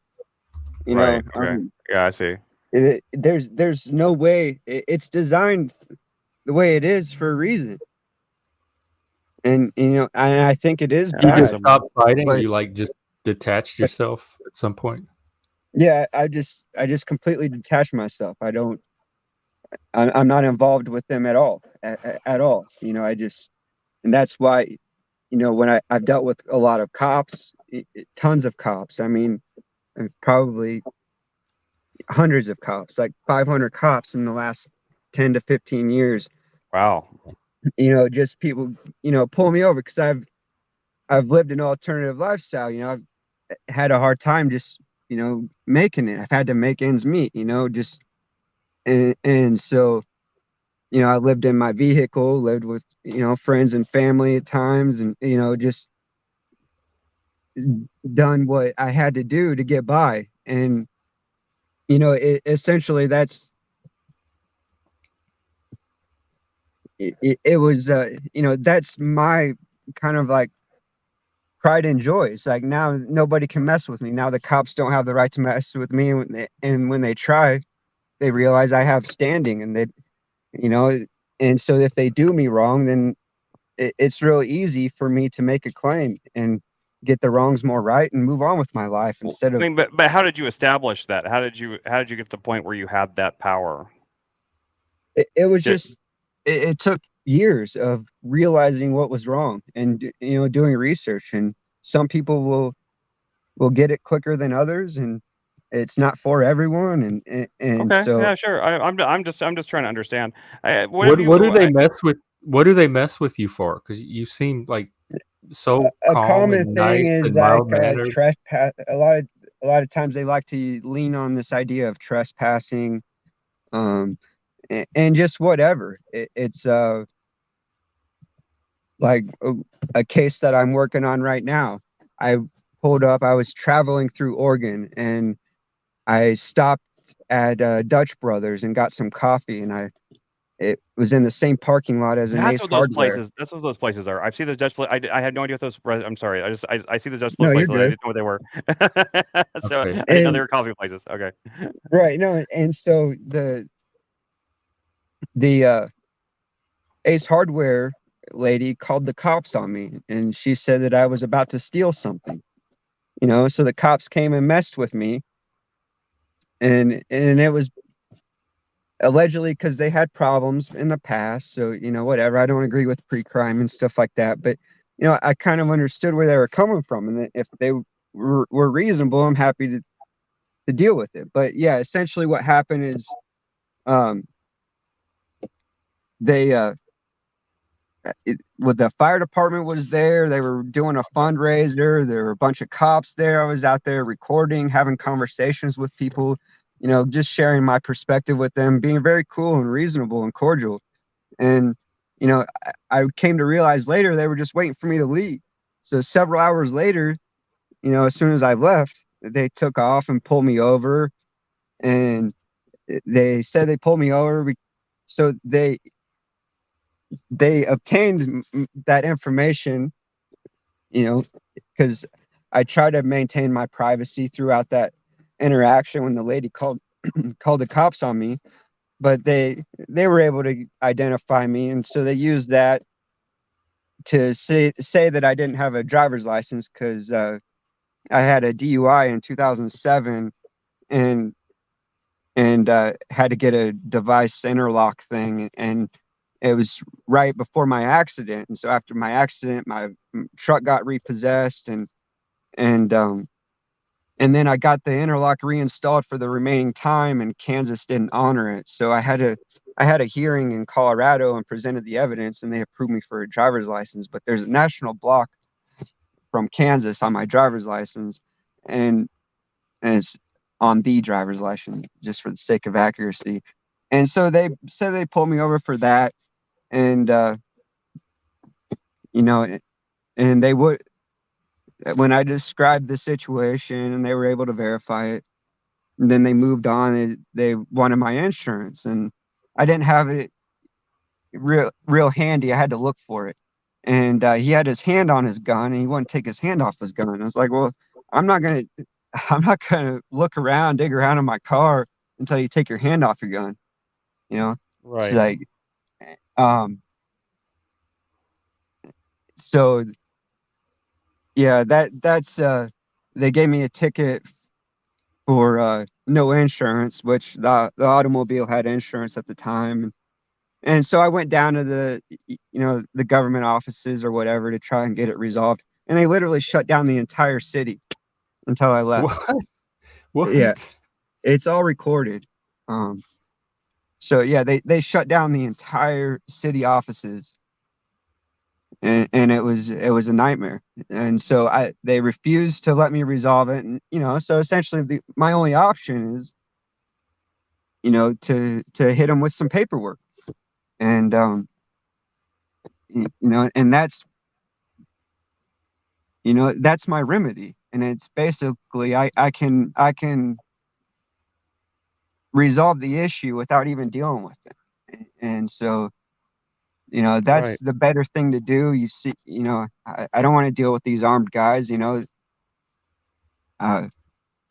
I was woken up at gunpoint by a cop that had recognized me when I was going through all these. I was fighting with the government and whatever, and they were annoyed with me, and he woke me up at gunpoint, said I was trespassing, and I think he was fishing for a reaction or whatever, and looking for an excuse. And I've been there. Yeah. I've lived in my car before too, and I had the same thing happen. I know what you're talking about. Yeah. yeah, so they arrested me for a few days, and and Thankfully, that thankfully I was didn't get arrested, but yeah, I know what you mean. right. It was They a arrested nightmare. you for trespassing? That was the charge? It was, yeah, whatever it was. I forget exactly. I think it was trespassing, and the charges were dropped. Of course, they didn't stand, and and it ended up giving me a little bit of money to recover from the situation, so that my remedy is there, and I can move on. I have one final question about something a friend of mine told me a long time ago, that who apparently had done this successfully, and I actually tried it once. It didn't work for me at all. So have you ever heard of like this thing where if a bill collector calls you or something like that, that you have the ability to say that I do not recognize this debt, and if you insist on it, even if they push back on you, that they eventually, because I've had debts that I had no idea, I really did not recognize. Don't I ask don't for know it. where they came there are tactics you can use and instruments, but for me, I've never done it, so I can't speak from experience. Okay. I've seen people do it successfully, but I would reserve it for some fraudulent corporation that was trying to push a Yeah. fraudulent contract on me. You Well, know, yeah, so I had that happen with Verizon once. Like I'd never had an account with Verizon. They started sending me bills saying they owed them like $1,000, and so yeah, I intentionally like I took the call from them, and I was like I do not recognize this debt. I never had an account with Verizon. All they I have to don't know do what is this send is. you the contract and the debt. They send you a copy of the exactly. Yeah, contract and the they debt. never did that, but they never released the debt, and it ended up on current credit record. But yeah, still, I was just curious. I was curious if you heard Did you anything like dispute that. it on your credit record? I did, and it still didn't get it. But Verizon's a massive corporation, and I think they have But they a lot still, more that power. doesn't matter how big they are. They have to send something to the debt, like Exactly. the credit That's what report I to thought too, but verify the I debt. never got it though. Yeah, This happened. Follow it. there's ways to resolve This that. happened 7 years ago. No. Yeah, there are ways, see, and that's the thing. A lot of these corporations and contracts are predatory, and so, you have to take some responsibility for getting into these contracts. So you just Oh can't sure, like change your mind and be I've like, never tried to dispute one that I knew was mine. If it was my right, debt, I've never right. tried to do that. Yeah. And, I believe in I believe in personal responsibility, even if my circumstance or something caused my debt to go into arrears and cause and cause the my credit and stuff, like I still take responsibility for it, even if it wasn't even something out of my control. I will still I still can accept that. But that was like something where like I never had a contract with them. I never had anything. I don't even know I don't even know where this idea came from. So Well, I was curious. So I was just curious if you ever heard anything like that. I haven't. I don't generally agree with it. A lot of people abuse that. So, Oh sure, I'm sure a lot of people agree. if you Abuse it, didn't sign up for Verizon, if you didn't have then it was identity theft. But there's ways to verify yeah, you that just it's your make a debt. police There's a report. contract with your signature on it, or a forged signature, or something. So that's I what they did. It's should literally fraud. report to the Even. credit 7 years reporting ago, agency. I went through all that, and it still never went anywhere. Like Well, my what did police they were, send you? What did, like, if you said this is not my debt, they have to send you something showing that it's your debt. What did they send you? all they ever kept sending was more bills. They never sent me anything that proved anything. It was Well, then bullshit. you can dispute it then. Yeah, if I had a lawyer, There's I an could. accountability, like there's accountability built into the process. They have to show you the contract that it's your debt. They have to show it to you. They have to show it to the credit reporting agency. If you were disputed, the credit reporting agency can show it to you and saying, here's what we got from Verizon that shows it's your debt. It's valid debt. Did any of that happen? No, that's It's what I'm saying. None suspicious none that of that that happened. didn't happen because that's standard I agree. process. I agree. Thankfully 7 years ago, eventually it seems like it seems to have it disappeared. I mean, it didn't really disappear. I mean, my credit's terrible, but my credit's terrible because of COVID and like after losing all the jobs and everything like that. Like I had to default to my car payment, stuff like that. So my credit's like way more fucked than that now. So I'm not really concerned with it now. But at the same time, at the time, I was very mad about it. But yeah, it's not a big Well, deal. either you didn't do the process right or they didn't do the process right. I probably didn't do the process right because I didn't know what the process was. I didn't know anything about it. I didn't, and I tried to learn about it at the time, but I didn't know as much as I know now. But at the same time, like I was just curious if he had ever heard of anything like that because it's in their sovereign citizen type thing that people do that I just didn't I Like, didn't I'm know if just there not was. going to pay my debt. I don't know who that is. Yeah, but not that I'm not going to pay it. It's like I do not recognize this debt. I do not recognize this debt. That's what he specifically told me to tell. I mean, there's a any difference between a debt that's not yours, like maybe identity theft or somebody opened it up in your name or something, Yeah. versus a debt that is yours that you're just pretending not to recognize because you don't want to pay it. Absolutely, and I understand that that's probably the case that we're like, if it was something that it might have been one of those things that worked at one point, but then they could have passed laws or something to like where they don't recognize that anymore because of the fact that because people abused it so much, and that's very possible. I wasn't trying to abuse it. I never they accused me of getting like 3 phones from them and signing up for all this signing up for the service and But stuff that I didn't yeah, do. there'd So be a contract for that with the signature on it. yeah, and they never There's sent a it to lot me. of fraud in that industry. I used to be in that industry, so Yeah. there's It was probably identity theft, and it was probably something, but I didn't have a lawyer or anything to fight it with, and I didn't know how to sign. I didn't know how to fill out legal forms or create You don't need legal a things. lawyer. You just go report it to the police department. In fact, I did plead a lot of them police have an department. identity theft department. When you call, they just transfer you to the identity theft department and they take your They complaint. did. They took my statement and everything like that, and I And never then heard they back have from the them. ability to investigate and follow up on it.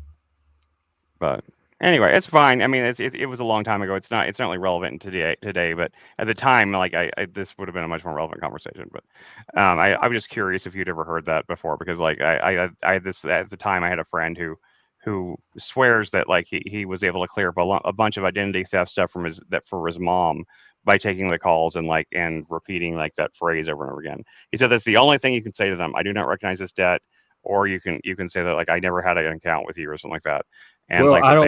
they were, yeah. But I I don't mean know. I don't know.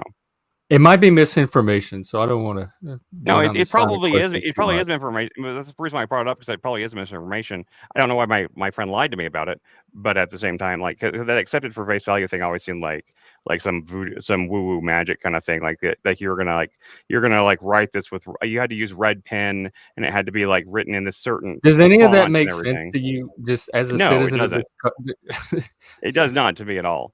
But like, Even to but I mean, I me, read a book about it, so I was always curious about Oh where that God, idea came from. I'm I'm trying curious to about where manage the misinformation on this channel and the conspiracy I'm theorizing on not this. giving And misinformation. I'm saying this is misinformation I was given, it and sounds like misinformation. Like even introducing the topic sounds like introducing something that's a possibility, but probably not likely. I don't think it's a possibility. I was just wondering where it came from, where the idea came from, because I think it's well, stupid. it's House Joint Resolution 192, Public Law 73-10. You know, God damn, you know the dashes and yeah. everything. I mean, that's from my perspective, there is some legitimacy to it, but it's not a get out of jail free card. It's not to get out of your accountabilities. It's actually a higher level of accountability, from my perspective. Because if I do cause loss, injury, or harm, whatever you want to call it, if I do cause property damage or whatever, then definitely they're going to have the right to administer the rules against me. They have the right to protect their property, right? So I have to Right, respect yeah.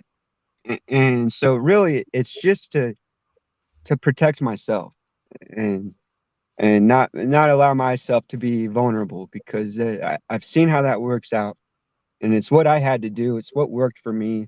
And it's not easy. It's hard to explain this to people, and it's hard to process the fact that a lot of people don't want to get it. They don't care. And um so and that's fine. I can respect that. But to me, it just it translates to they don't really have a right to complain, right? And I apologize. I was not trying to spread disinformation any kind. I was just because we just have someone here who knows a little bit about this stuff. I was just curious where some of this conspiracy stuff comes from. I'm not really. I don't believe in it. I was just trying to figure out where it comes from and like where people get these ideas from. That's all. Yeah, where does crazy conspiracy ideas come from? Like probably the internet somewhere. It comes Probably, from yeah. people sitting around doing what they do here, and imagining things. Well, the Like world's a this fucked up sounds place.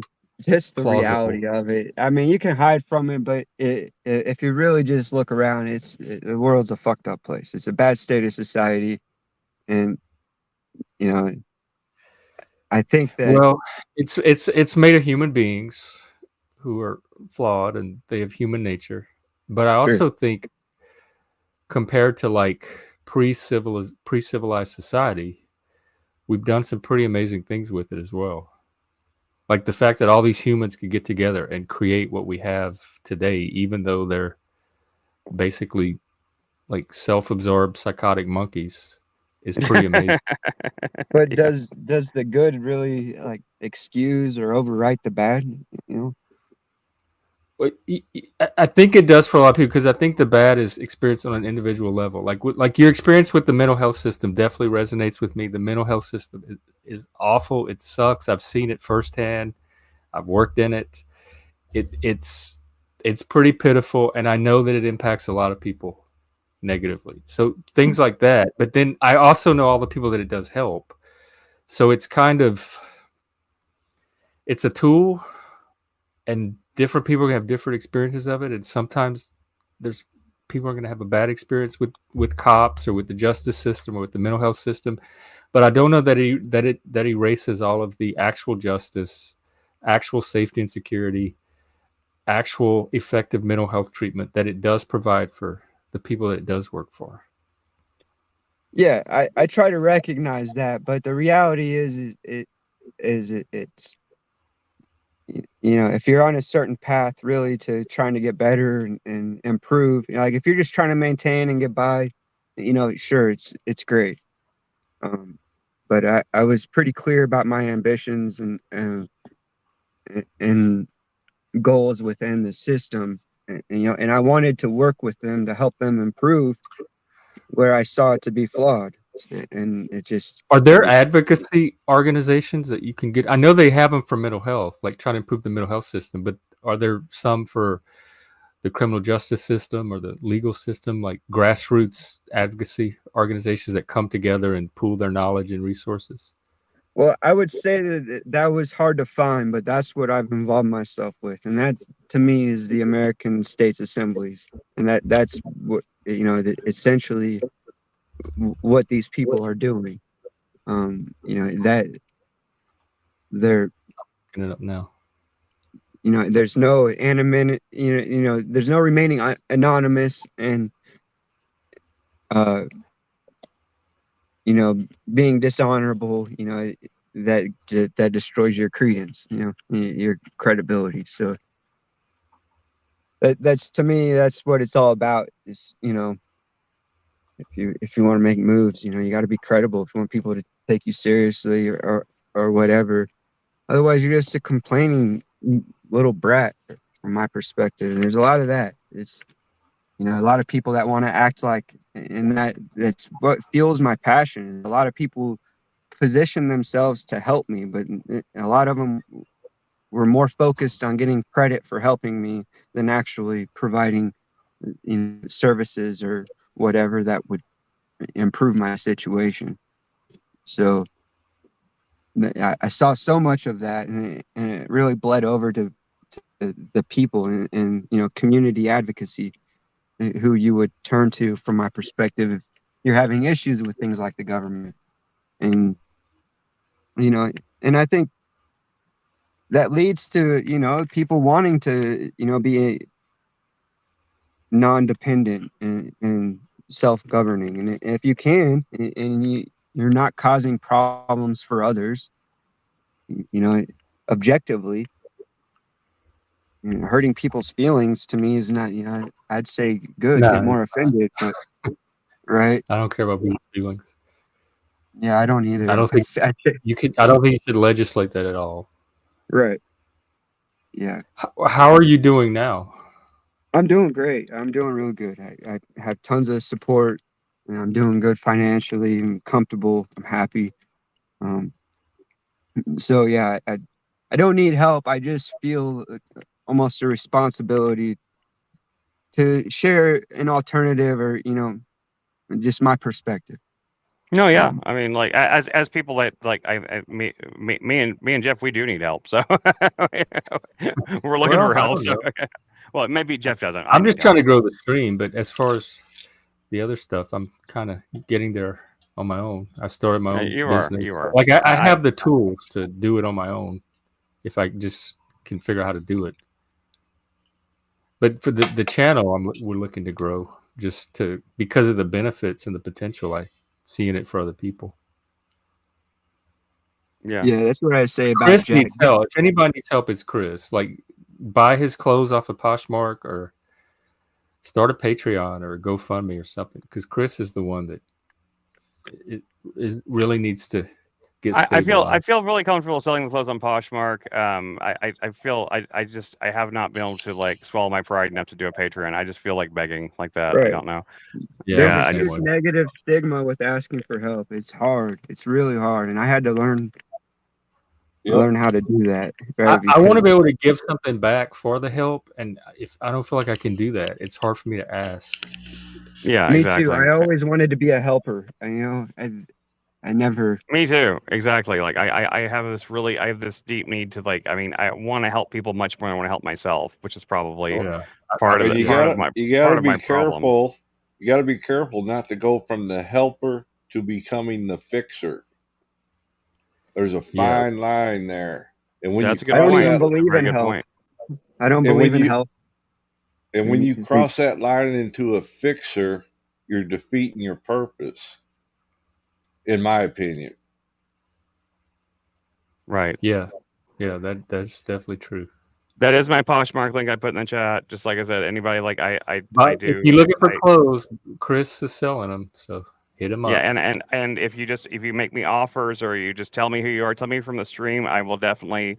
I mean, I cut everybody deals, but I'll cut you. Like the prices on there are not set in stone. You can absolutely just like offer. Like I honestly I need to get rid of this stuff. My house is filled with clothes, so I need. This is also from my store from that got ruined from a while back. So Another good idea gone wrong. Been there, done that. yeah, Yeah.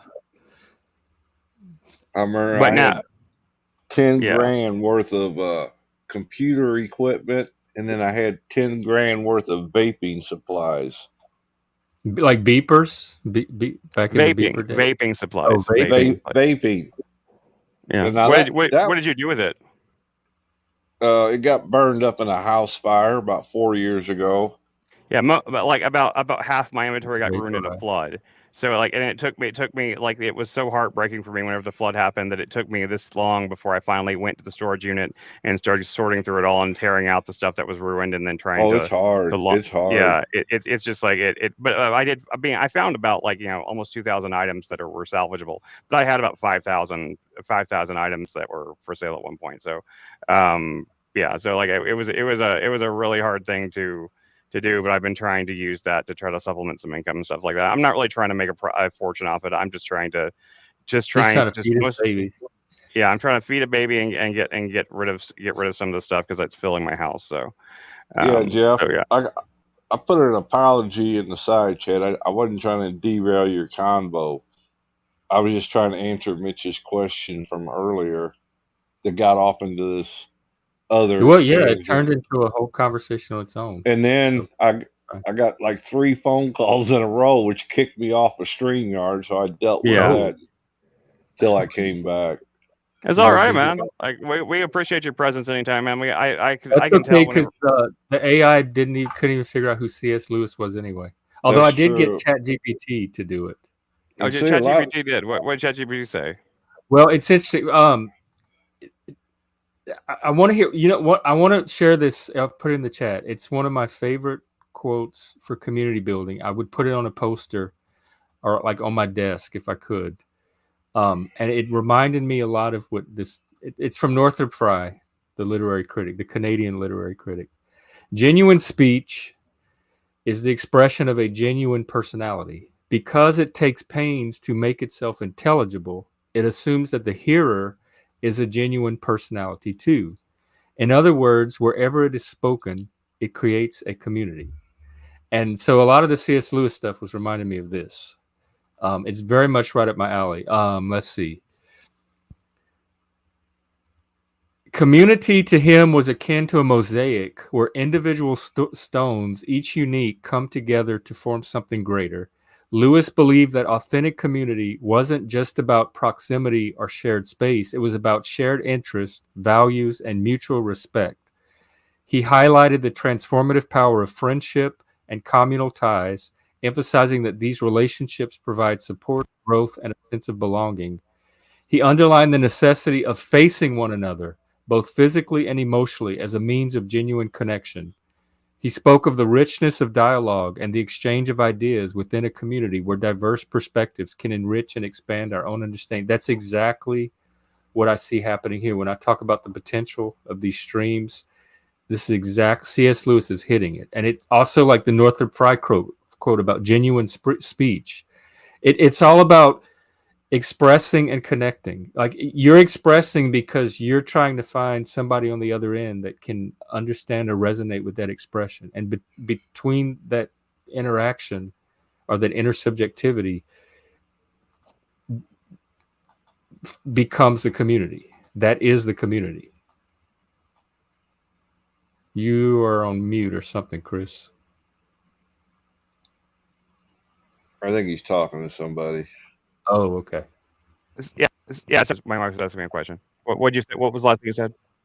I don't remember. Did Sense, you catch sense, all of the C.S. Lewis stuff that No, he sense said? of co- I call the C.S. Lewis stuff. Yeah, no, that's sense exactly. of community That's was kind of what I was expecting or hoping that it would extrapolate from, because that's what I get from C.S. Lewis. Like he's one of the foundational thinkers behind my personal modes of thought. The Four Loves, the book is primarily, even though people think of him primarily for about mere Christianity and his writings on Christianity and stuff like that. But the Four Loves is primarily a book about sociology and about how people relate to each other and about how communities are formed and how the effects of one person in a community can affect the others and stuff like that. And it's a beautiful book that absolutely like is been a foundational philosophy text for me, and that's the reason why I wanted to see what it said about what he said. But yeah, it's that's exactly kind of what I would have thought it would say. He's a much deeper writer than people give him credit for, because people think of him just like this Christian apologist, and he's much more than that. He talks about a lot of stuff that is very and his science fiction books, his science fiction books are some of the best science fiction ever written too. So well. I do like this line: the diverse tapestry of personalities, like what we see on these streams, within a community could lead to conflicts, but also offered opportunities for growth through dialogue, compromise, and learning from one another. Correct.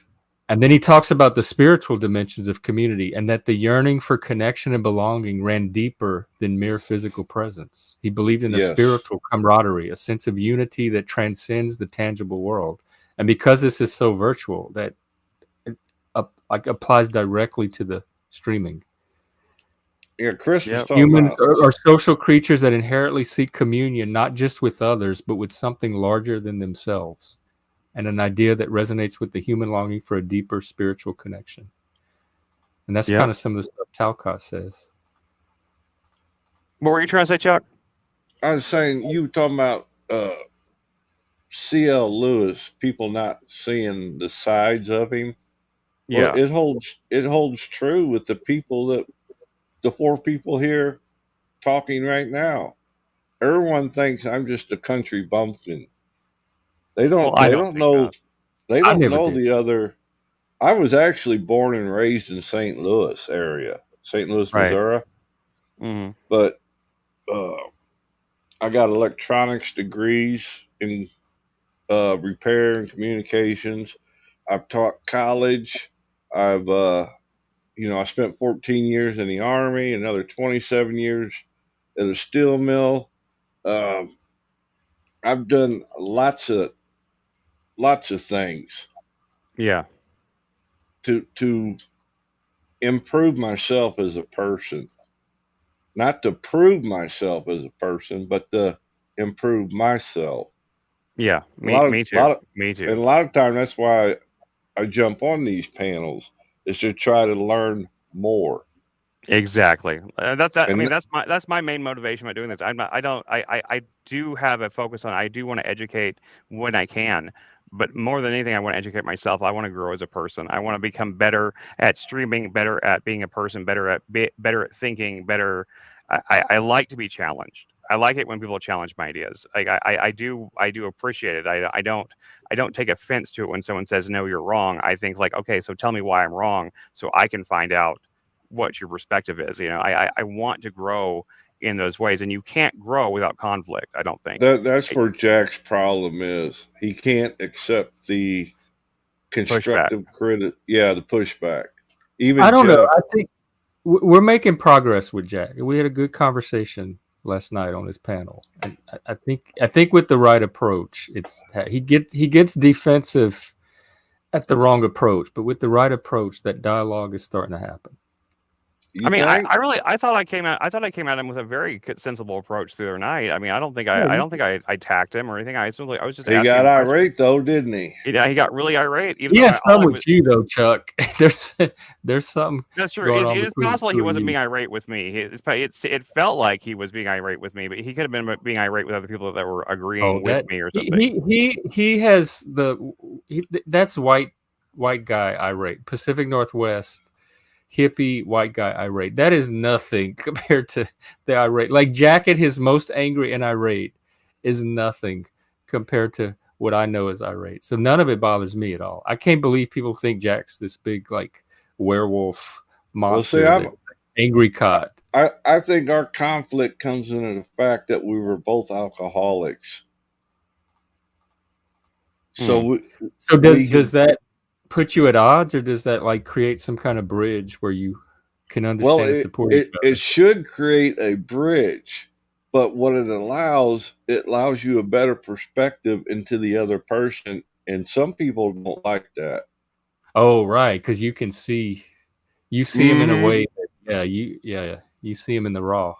You can see all his demons. Yeah, from being an alcoholic and recovering from that, I know what it takes. So, but he's also like on stream putting himself out there, so that I mean he's under a microscope. He's choosing to put himself under that microscope, and that's one of the arguments we had. He'll tell me one thing, and then turn around and argue with me that that's not what he said. And it's that's the good thing about streams. It's all on record. You go back and rewatch. Right. And I've never lowered myself to calling him ad hominem, an ad hominem attack. There might have been once when he really pushed me off the edge, but most of the time I don't go to ad hominems. It serves no purpose but to degrade the conversation. I myself, I can't think of a single time I've ever used an ad hominem except like if I thought it was really, really funny. Yeah, I feel like I could use it more than I do, but I really don't use them. Yeah, I can't think of many times when I've actually insulted anybody like with like a name or anything like that, except for like if I thought it was ironically funny in the moment. But I don't take it as an insult. I look at it as it's dropping the conversation down into the gutter where it doesn't need to be. Definitely. Yeah. Yeah, anytime my conversation or anytime an argument gets into ad hominem, it's pretty much pointless at that point. It just turns into like, well, you're this and you're this and well, you're that, it's just it's stupid. And unfortunately, I try to be me, whether I'm on the internet or off the internet. Some people try to be a character once they turn that camera on, an actor. And I don't want to be that person. I just like to be real. That's probably a shortcoming. No, I don't think. I don't think it's a shortcoming at all. I just this year my new thing is like I have a new look, but I still have the same personality. I haven't changed my personality any. So I've tried to change my look into something a little bit more distinctive, I'm just trying to help grow the stream and stuff like that. Just like so people like I'm a little bit more maybe I have more of a visual presence, but I'm not really. But the sunglasses are really just a side effect of the lights. I set up lights and everything, so I have to wear these sunglasses. Otherwise, my eyes hurt after like an hour. So you're not the first. You're not the first person I heard talk about those lights. Yeah, I have a light right here that's giving that gives like the yellowish look, and I have two little like key lights here and here to kind of even out the shadows. And like, dear God, they are like even when they're turned down at their lowest, they are bright as fuck. Yeah, you got like a pinkish shadow behind you on the wall. Yeah. I mean, but it helps me not look quite so pale and washed out, because if I turn that yellow light off, then like then my overall my skin tone looks like I'm literally whiter than a sheet, which I am in real life. To be fair, that is fake. I am as pale as a sheet, but still, it looks better on camera to have a little bit of color. I agree. I think we ran everybody off, Chris. Nah, I'm sure Jeff just went to go pee or something. And Mitchell, I think I don't know. Might be having some technical issues. Mitch would hang around. He camps and just hangs. Oh, he's eating. That's why. Yeah, I do that. Sometimes I'll just go ahead and eat on camera, but like a lot of times I'll turn off the camera whenever. Yeah, I don't like to watch people smacking their lips on the screen. Yeah, most people don't. It's kind of rude, but like if I'm really in the middle of a conversation, but I am starving, I have eaten something on camera before, but I try not to do Isn't it very that much. amazing how we'll sit here and forget about eating and to the point that we're starving? Oh my god, I do it all. I do that. I do that regardless of being on stream anymore though. I've always done that. Mm. I've always been someone who forgets to eat. I have to Mm-hmm. like I have to make myself eat, or I have to get to the point where I'm so hungry that like I can't ignore it anymore. Because It, I've gone 1-2 days without eating more than like a piece of bread just because I just didn't like think about it. It wasn't because I was like trying not to or anything. I just didn't think about it. It's amazing I'm not skinny as a rail, but like of course whenever you don't feed yourself constantly, your body goes in starvation mode and starts yep. holding on all that fat. So you don't really lose weight that way. So, but if I just exercise just a little bit, I lose weight really fast because I have one of those stomach Now, sleeving things. what Well, like part of the country is Jeff in? he's up in Seattle, in the Seattle area. He's not in Seattle, but he's in the Seattle area. Yeah, I'm in Washington State, but Oh, I'm from okay. Louisiana. So I Wow. didn't think you were I talking about that am at in the all. Dallas, Texas area, specifically Irving. But you know that's not very specific because there's millions of people that live in each one of those areas. So, um, yeah. But if Well, someone it wants to must come be getting find me, they can come find me in Irving. I'm sure I'm somehow in some sort of phone book or directory. I'm sure I'm wouldn't be hard to find. I lived here for almost 10 phone years, book. so I have no problem. See, I'll dox myself. I don't give a shit. Like I'm like, come at me. You know, if you want to come at me, come at me. I don't think I say anything that's like controversial enough to like bother with, but I think people that try to hide their identity, they get so like obsessed with privacy. I think if the CIA or something like that really was after you, they'd find you, man. Oh, You you can't you ain't hiding hide. from them. You can't hide from No, them. ain't gonna And happen. people are like, well, I can't reveal too much. The government might find me. Dude, the government knows where you are if they want to. If they care about you, they know where you are. You're just like you're not untraceable. Yeah, because Yeah. when I was in the service, we used to have these vans in 3 different units, and we could triangulate where somebody was at. Yep. No problem. No problem. And Well, that whenever was. Go ahead. No, when I was younger, I lived in this house that apparently a long time before I lived there had been a prominent like drug house type thing. It was like a place where they like has made. Well, we didn't know they made them, but we knew they sold drugs out of it. And there was this van that parked down the street from us all the time. That was always there. It was just this van that was a constant presence. It was just like I thought it was just a broken down van. And there was this girl that came over to my house came over our house one day that was like dating one of our other roommates. And she's like, you know that van down there's got my dad's in that van down there. And I was like, "What? Your dad's in like yeah, they watch your house all the time. They think you guys are like drug dealers and stuff."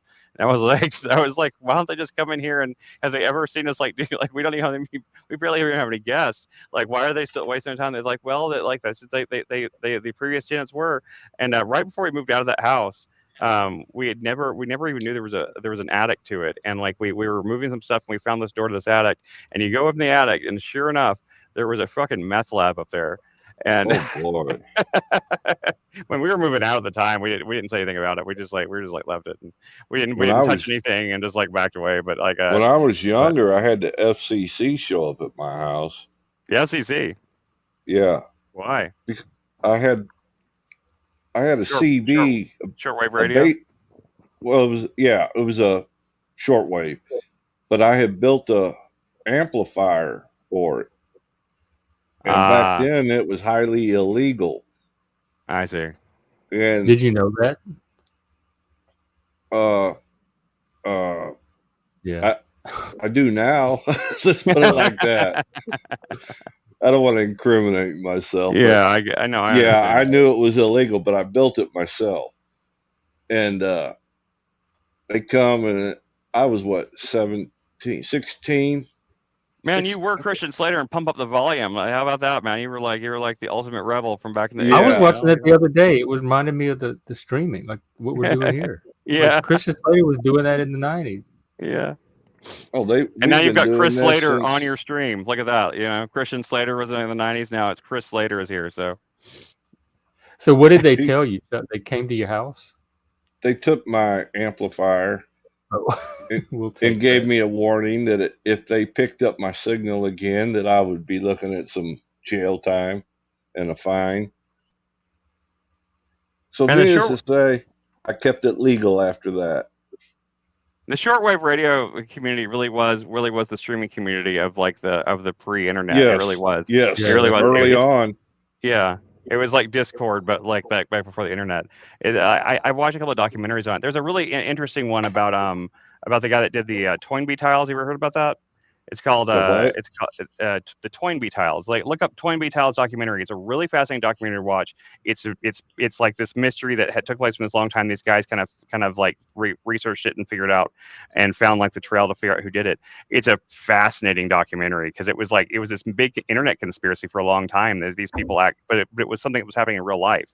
It wasn't like Wow. just like people on the internet talking about it. There was these weird tile things that would appear in certain cities that somebody was making like these little like mosaics that would say things like about resurrect on Saturn, Arthur C. Clarke, and mention all these stuff and stuff like that. And people, nobody knew where they came from and stuff like that. And these people tracked it down, and part of the way they tracked it down was through the shortwave radio community. And so so some of the documentary goes into a lot of early shortwave communities, shortwave radio community stuff, and it's really really fascinating. I think the name of the documentary is called Resurrect Dead. That's I can't remember the subtitle, but it's about the Toynbee tiles, and it's really really good. It came out a few years back, about 10 years ago probably now. But I maybe we should watch it. We should watch it on Discord because it's totally worth watching. It's just a fun documentary to watch. Just in terms of like just as an example of something where like something was kind of a conspiracy, but it wasn't really anything as creepy or as weird because people had all sorts of like it's Resurrect Dead, the Mystery of the Toynbee Tiles. That's what it's called. And it's actually just on YouTube. We can just watch it on YouTube. So cool. Yeah. I will post the link if anybody's interested. I will post this link into the chat, and you guys are welcome to check it out. It is a very fun documentary to watch. It's only like an hour and 20 minutes long. Yep. Good times. Good times.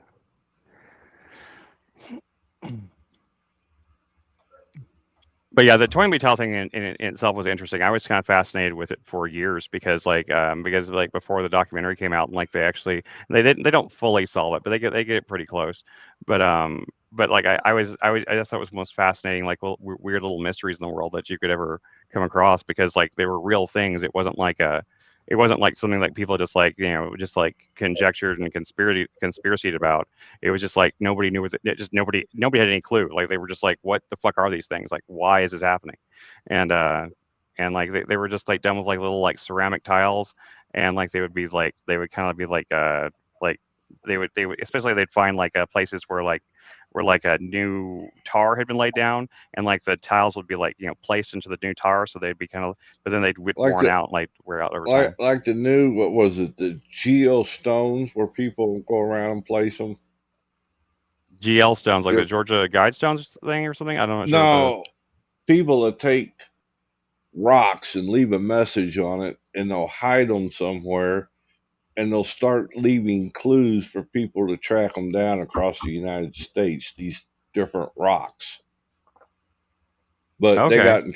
They got in trouble because they were putting them in places where the public shouldn't be at. Like in certain parts of national parks, things like that. Almost like geocaching kind of thing. Yeah, that's what I'm talking about. That's the word. Geocaching. Yeah. I'm not the brightest bulb in the room. Geocaching was an interesting. People still do geocaching. You can still download the app and still you can find like a geocache near your house and go and find it. Like it's usually nothing but like people like trash and buttons in them. But like you can go and the idea is that you find the geocache and you replace whatever's in there with something else, and you pass the mystery on type thing. I used to know people that used to do that like all the time. I went geocaching with people a couple times. It was kind of boring. Oh yeah, I've done geocaching. I love that. Isn't this year an election year? It is. It sure is. I really haven't heard much per se, like you usually do. The constant buzz, the constant droning of us. I haven't really heard much. Well, they have the ballot issue, like whether Trump's even going to be on the ballot or not, and that still is yet to be resolved. So that's all I've heard. so far Oh related to the yeah, election. that's what Colorado and And Rhode Maine. Island or Maine? Is it Maine? Yeah, so far Colorado and Maine. Some other states are trying it. Massachusetts. They're just waiting to see what the outcome is, right? Yeah, and I thought the Supremes were going to rule by January 4th, but apparently they didn't. Yeah, I just put up like just so people have some idea of what I was looking at, just what I was talking about, like just like I put an image up of what the Toynbee towel things look like, just so you can see it real fast. You can just put that up on the screen. It only takes a second. Just an image. Nothing Right, copyright. Oh, I see. It's a frog. Oh, Yeah, this is what the documentary is about. Like, there's all sorts of these things. If I click through like the if I click through up here at the top, you can see like some of the other ones, like the this is like these were all over the United States. Like these would be found in like every city. This looks like something teenagers would do. technically, it does, it's, but it does, but like it's vandalism. Technically, it is kind of like graffiti, yeah. But like you see, like see what House of Hades, one man versus media thugs in Los Angeles, 2010. It's like things that people scrawl on the bathroom stalls. Like, yeah, exactly. But the thing about them is that they were actually fairly complicated because they were done with tiles. They were not done like it wasn't just like spray painting. This was like they really did. Yeah. Anyway, you must leave the tile alone, as only Hellion ideas are allowed to survive. All other movements are destroyed. Lay tile you. It was done. It was basically a schizophrenic person that did it. But anyway. yeah. Anyway. Oh, that one said for a good time, call Jeff. I can't imagine anybody would call me for a good time. Yeah, I remember when Jeff first popped up over there, and they was talking about him being this satanist. Satanist. Satanist. That's what. And I'm that's like, what the hell's a satanist? You know? And Jeff's not a bad guy, contrary to popular belief. Depends. I can't. I start out nice. I tell everybody that. I start out nice. Oh, is Where that how it goes you from there lure 'em depends in? on you. Well, I've known Jeff for a little while now, not for that long. I think he's a good guy, but I mean, that's But I my can be a opinion. satanist. Be a satanist. Well, that's the way somebody had pronounced it on a panel I was watching, and I was trying to figure that one out for a while. A satanist. I said, yeah. What Reddington said, you're a Satan entertainist. Satan. That would be Hank, right? A Satan. No, Reddington's. He's Hank thinks he's a Satanist, or people think Hank is, but he's not. Hank don't know. Hank's a troll, is what he is. He's a Discordian. Which the day I met Hank, I think he told me he was Discordian. So right away I knew what he was and what to expect. And he tells everybody he's Discordian. People still take him seriously. And so now he's an Gotcha. LDS, a Unitarian Universalist. But all of that is part of his Discordianism. Yeah. I mean, I consider myself like slightly a Discordian, but not to the degree that he does. So I don't practice Discordianism though. I think there's a value, and I'm fascinated with Discordianism. Like I said the other day on the stream, I was like, I would like one of my dream film projects is to make a film about Discordianism and about the creation of it, about Kerry Thornley and his whole life and stuff like that. I'd love to make this movie called The Principia Discordia. I wrote an outline for it a long time ago. I got lost, but I'd love to make that project. I think it would require a big budget. That's not an indie project that I could get off the ground. So we're going to make a movie about Jeff's theory wrote out on a napkin from last night. Ain't that how that fella said it? No, that was a diagram of the scent. I know, but he said it was scribbled on a napkin, and that's because he couldn't address the substance of it, so he had to. I found an image of this Second Amendment text diagram, right? Because I was trying to show them what the subject and the predicate of the sentence is, and it was a diagram that it was like a rough sketch on He piece of wasn't. paper. He wasn't in tune with it. That's for sure. But he said he didn't know what diagramming was. So did you learn diagramming? We learned it in like junior high school. We were diagramming sentences and in Yep. high school. Yeah, I And did too. he didn't even know what diagramming was. He said he didn't learn it in school. So do they not teach sentence diagramming anymore? That was such They a may basic not. part of They English may class. not. Well, They don't teach cursive writing anymore. So yeah, that's the one that tripped me out. We learned that in like first or second grade, I remember. Yeah. Yeah. we were. I was required to write everything in cursive. I wasn't allowed to write in print. Which, I mean, I have to admit, it's a little silly. I think there is some value to be gained in writing in cursive, but I don't know that it's a necessary The skill. value I remember was that it was faster. You could write faster in cursive than you could in print. And so it was a convenience. But I always found myself printing. I don't know why. Fronting? Instead of Printing. Printing. Sorry, I Sorry, heard fronting. I heard fronting for some reason. I was like, fronting? I didn't know. Out front. I got that country slang going now. Printing. You know, like Printing. crick. He's Let me finna go across print. the crick over here. Oh yeah, the crick. Mm-hmm. In fact, there's a town not too far from me called Lick Creek. Oh man, that's like the towns in Arkansas. Like every town in Arkansas is named after just like literally like it's like there's Little Rock and there's Big Rock and there's Little Stick and there's Big Stick and there's Crooked River and there's it's just like all the Exactly. towns in Arkansas are all named things like that. You're just like We got it's we got one down here that's named Hole in the Wall. yeah. I think I've seen that on a map before. That's And crazy. there's one in Texas. I don't know if it still exists. I think it might have got unincorporated because like nobody lived there. But there was this tiny little literally it was like an island in the highway, just like called Merry Christmas, Texas, that actually had a tiny little post office on it and had 3 inhabitants. It was the lowest inhabited. It had the town with the lowest inhabitants in the United States, and it was called Merry Christmas, Texas. It had 3 people that lived there until those people died, and then they shut it down. They have a different one. It's in like Kansas or Nebraska, Manawi, Nebraska. It's one lady. She's the only resident that still lives there. Wow. And she's like the postmaster or something. And yeah, because that's the main thing that gets you incorporated is if you have a post office. Yeah, having a post office is like the one necessity. You don't have to have a city hall. You don't have to have a tavern, a library, and a single resident. LCLer. It's got to have a post office.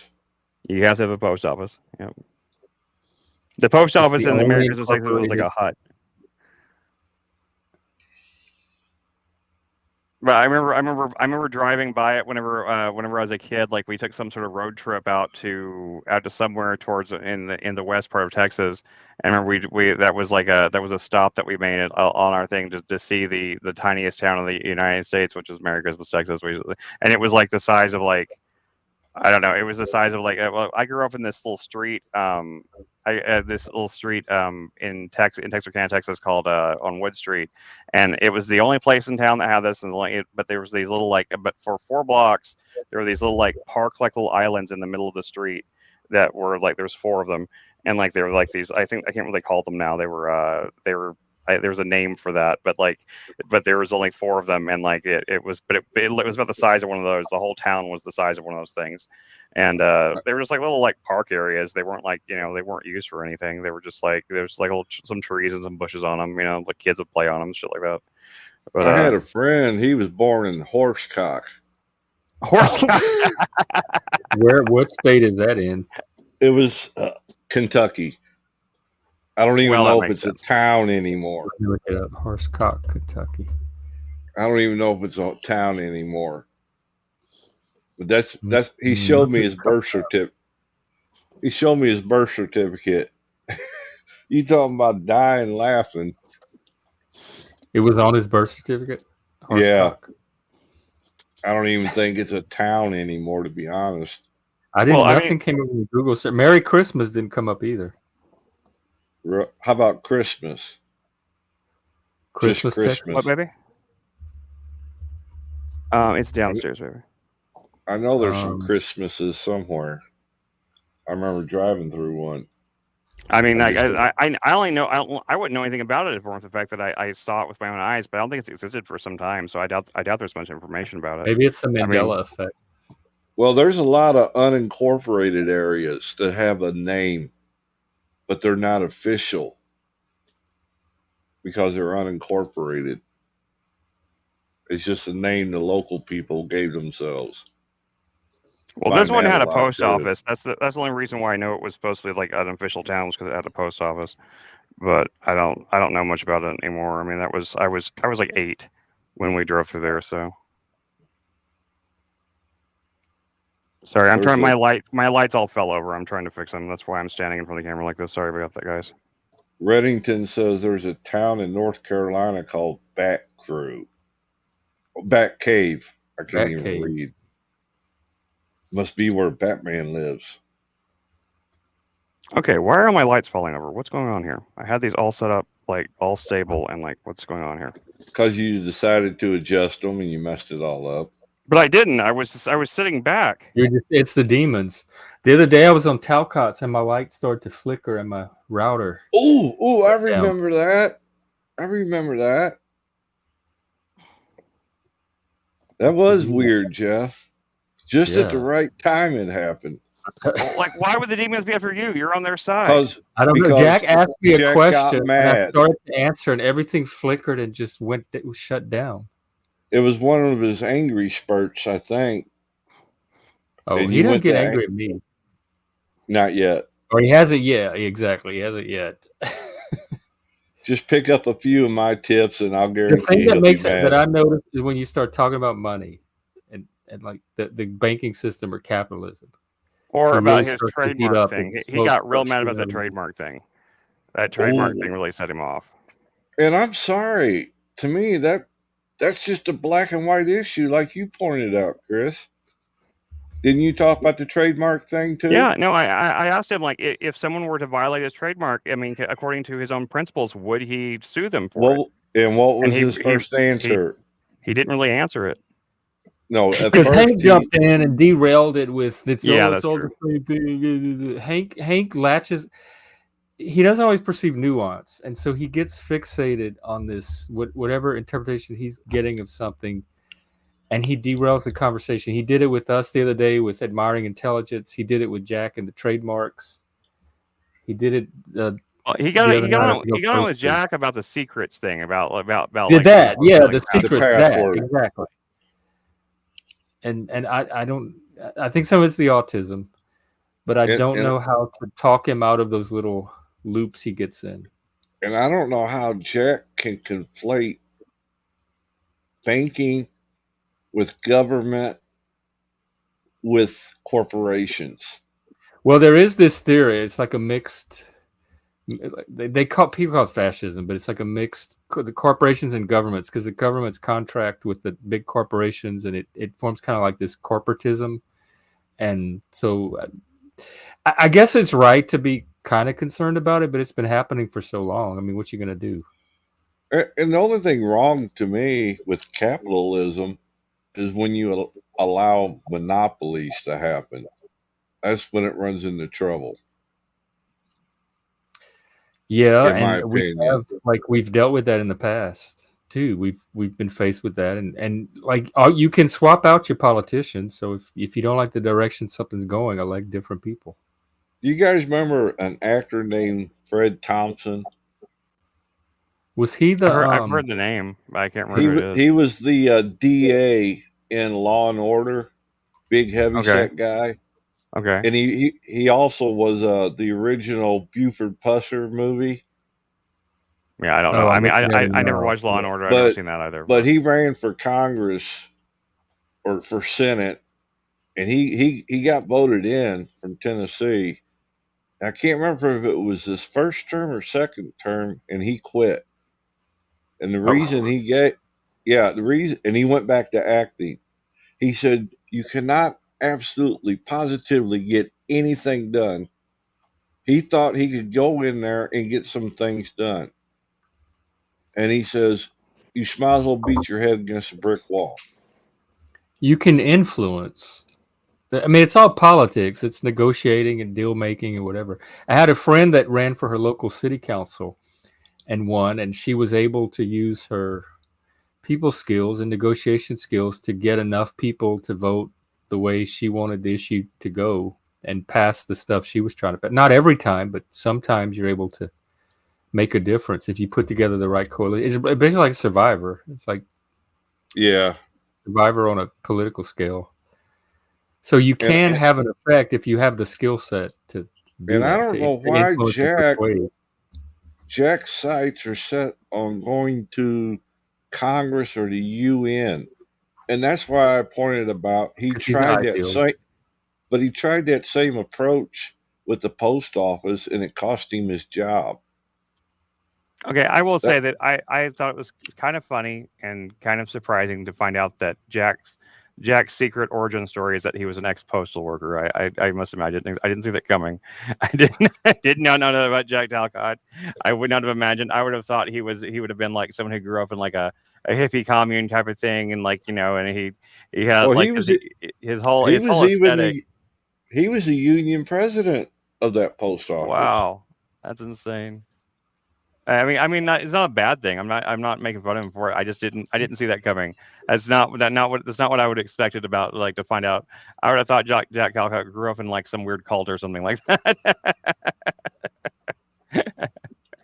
He's a good guy. I like Jack Calcott. Jack, if you're listening, I like you, man. I respect you. Oh, I like Jack too. Yeah.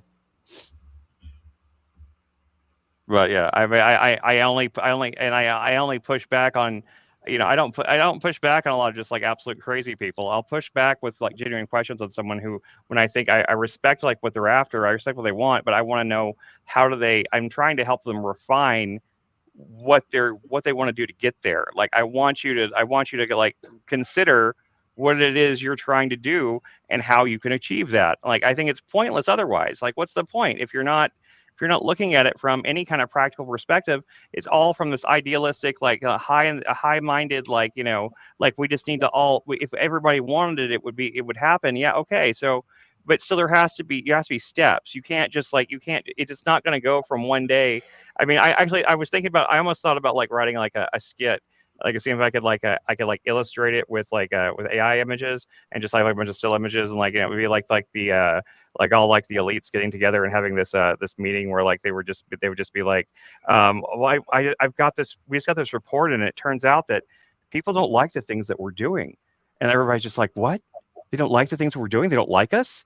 Like, this is massive news. Like everybody, we have this is an emergency. We have to figure out what we're doing wrong here. We need to like. It turns out that war is bad. War is bad. I thought everybody agreed that war was good. Oh, okay. Well, like, everybody, like we gotta stop what we're doing. We gotta stop what we're doing right now. We have to change everything. We need to rejigger the whole system.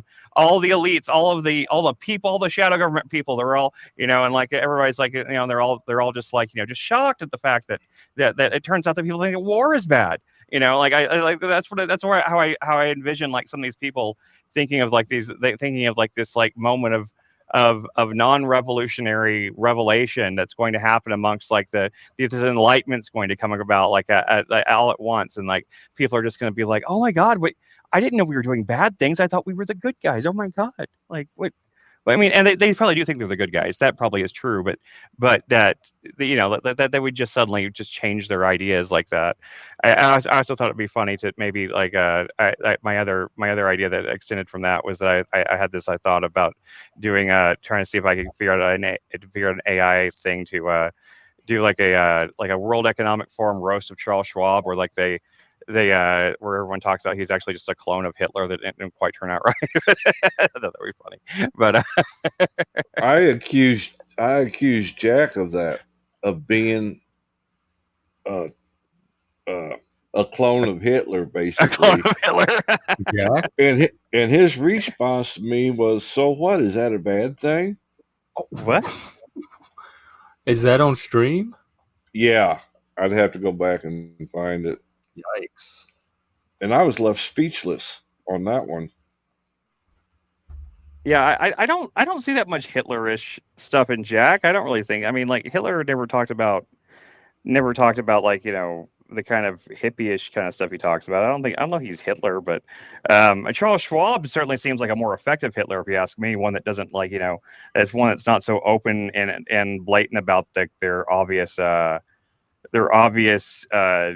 prejudices and biases. Someone who's actually like influencing the world negative ways, trying to push this agenda where they're actually trying to I mean, some of the stuff that Charles Schwab has said on camera in his speeches, I'm just like, I can't believe it. Makes me wonder if it's AI itself. I'm just like, that's nobody would say that. I mean, who's gonna say that out loud? Like, why would you say those things? But apparently he did. I don't know. The guy's fucking a nutso German psychopath. But anyway, it could have been just in the heat of the moment too. Not thinking. That's true. Of what I mean, he was I watched a long speech from him though. It wasn't a heat of the moment thing. This was like a speech that he prepared and was reading off of a fucking teleprompter. It wasn't. No, it I wasn't was like talking that, about Jack. Oh, it was Jack. Yeah, it was Jack. I was Yeah, talking about that's true. Jack. Yeah, no, Could have been a Jack heat could of the probably. moment response. Yeah, you feel attacked. You feel attacked by something, and you respond in like a very unwise way. I've seen it happen a lot. It's funny. I have this writer's brain, so I'm constantly thinking through possible dialogue things I could have with people on stream, and I do that to try to prepare myself for those moments.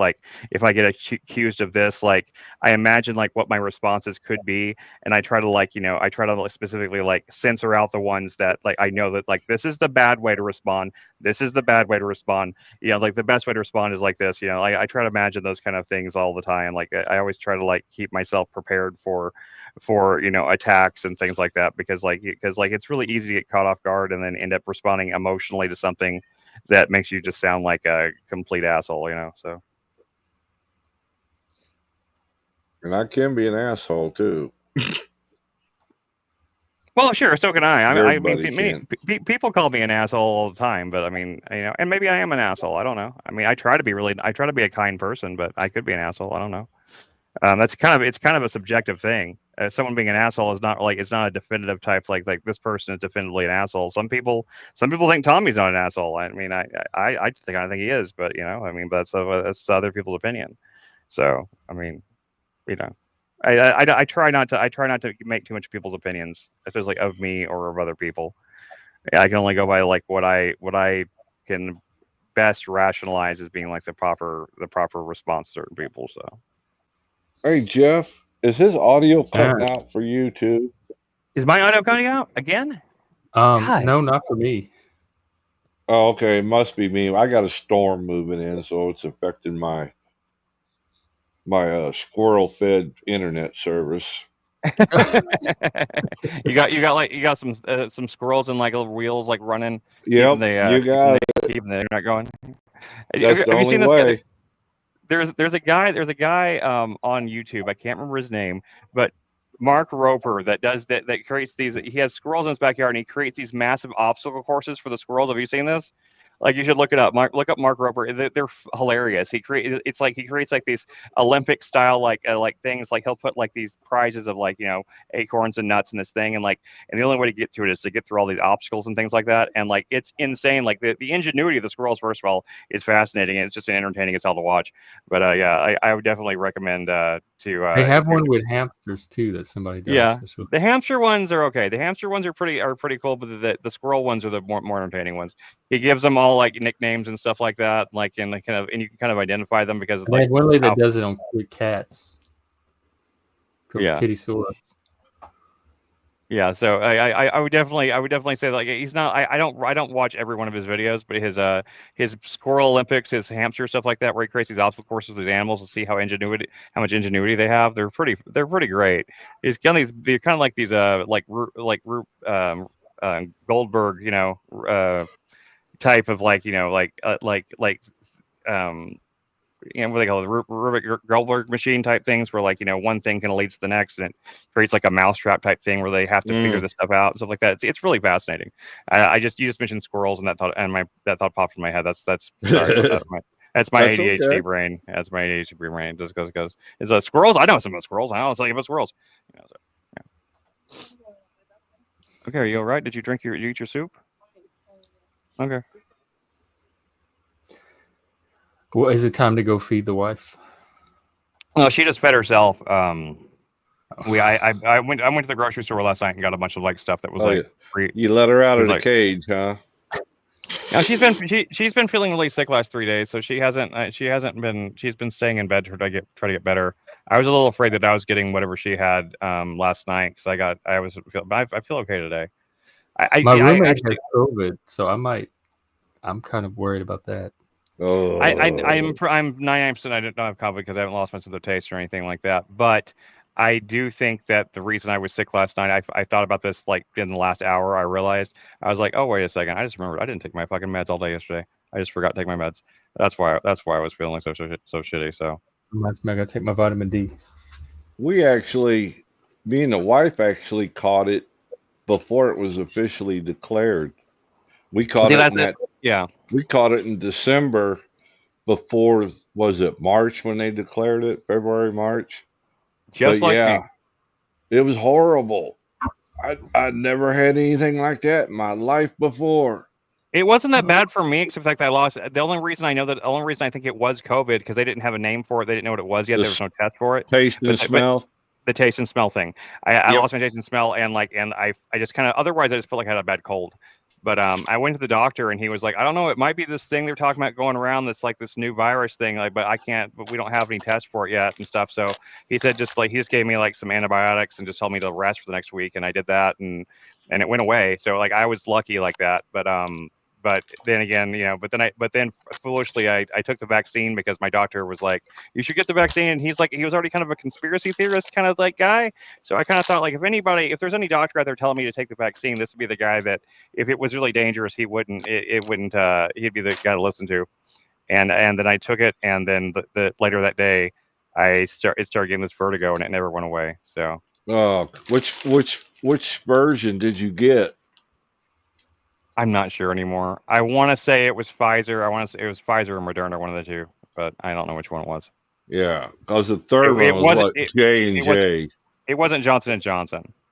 That's the one I would prefer because that was the one that wasn't mRNA, but they didn't have it Correct. available. It wasn't available. I So haven't heard of any bad effects from the J and J one. Just the other two. yeah. And then in research in times after over a year after it started, I didn't even think that it was related to the vaccine until like I started trying to research the vertigo thing like about a year Mhm. later, and then I started finding these studies that were comparing it with people that had the vaccine or either it was long COVID or a vaccine related thing that people had this chronic vertigo that wouldn't go away. And so Oh, like that's where I first like I came across that as a it's not possible. going. It won't go away, or it just hasn't. I mean, it hasn't, but it doesn't. I don't Mm. know that it won't. I certainly hope it will. I don't want to live the rest of my life like this because, like, I literally, I stumble and fall all the time. If I don't have like a wall nearby me or something to hold on to, I'm a danger to myself. Like, I can't Yeah. just like it makes it really hard. I've been trying to clean my house up, and like, because you have to reach down and pick things up and stuff like that all the time. And there's like I'd say about a 75% chance if I lean down to pick something up that I will not get back up instead I'll keep going down. So like, Yeah. A and friend then of mine had vertigo. I started But trying to I tried to clean up some cat shit the other day, or about 2 weeks ago, and I went down to like pick it up with a paper towel because the cat didn't go in the box, and I fell instead and fell with my face right into the cat shit. So, mm, yeah. Yeah, but that's not even the first time that's happened. It hadn't happened right in my face before, but I'd fallen into cat shit, but multiple times since this happened. So, yeah, I fell into the cat box once trying to change it out too. So, um, yeah, it's not fun. now, I've knocked out 4 teeth and broken a rib. So yeah, yeah, with this back problem I got, if I over exert myself through the day, I'll be walking and all of a sudden my leg won't. Even though I'm thinking I'm walking forward, my leg is still behind me, and I end up going down. I've had And something like you, that happen. I've had like something similar like that happen too. I have 2 slip discs in my back too. So like and that happened from way before any of that stuff. yep, So I deal with a lot of pain. I've had chronic migraine since I was a child. I had the back pain thing. I've got the vertigo thing. I'm a fucking mess. I'm a complete fucking disaster as a human body. I'm not a specimen that anyone should be looking at. But the last doctor I went to, the neurologist, she came back and she said, I just talked to my supervisor, and he said, like, if it is long COVID related, the best thing you can do for it is cardio. And I was like, well, that's great, cardio, the thing that I can't do. Yeah, here's the thing to help you, but it's going to kill you. Yeah, here's the one thing. The one thing I really can't do is like stand up and do a bunch of jumping jacks and cardio and stuff like that. I can't go running. I can't do stuff like that. So like I was like, she was like, well, maybe if you lay on your back, you can like pump your legs or something. And I was just like, okay, I The guess. dying cockroach. I guess I can try that. I mean, and I have tried it. I mean, I'm open to anything. Like anything that would help with the vertigo. I mean, I am not. Well, don't like you have an appointment soon? Yes, on the 22nd, I have the ENT appointment. They're supposed to do this like really advanced MRI that's supposed to like examine the crystals in my ears and all this shit like that I've never. That apparently there's three arm. The doctor at the neurologist said there's 3 MRI machines that can do what the MRI machine does at their ENT lab. Their ENT lab has like one of the only 3 in the world that is like it's like a super MRI machine that can detect things that no other MRI machine can. And so like I'm very thankful for that I'm actually, and apparently that's the reason why it took like 6 months to get in to see this clinic. I had no idea. No one told me that before. I just thought it was like a regular ENT clinic. I was like, yeah, I got an ENT like appointments next day back when I had insurance. I never had that in, but like this specifically is through the Parkland system, which Parkland's one of the most advanced hospitals in the world. It's a world famous hospital. It's it's where JFK died, for that matter. But Yeah.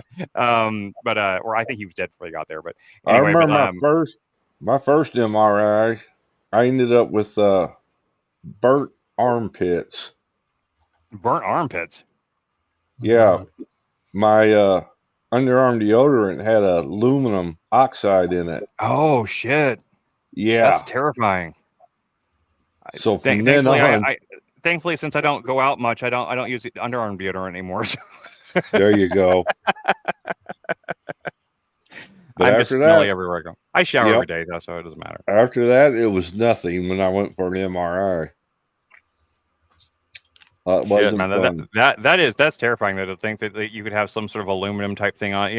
They do usually change you into like the gown and everything. I guess that's why I didn't think about that. The fact that you could have aluminum in your clothing or something like that might burn your skin. Mhm. That's horrifying, dude. That's some scary shit.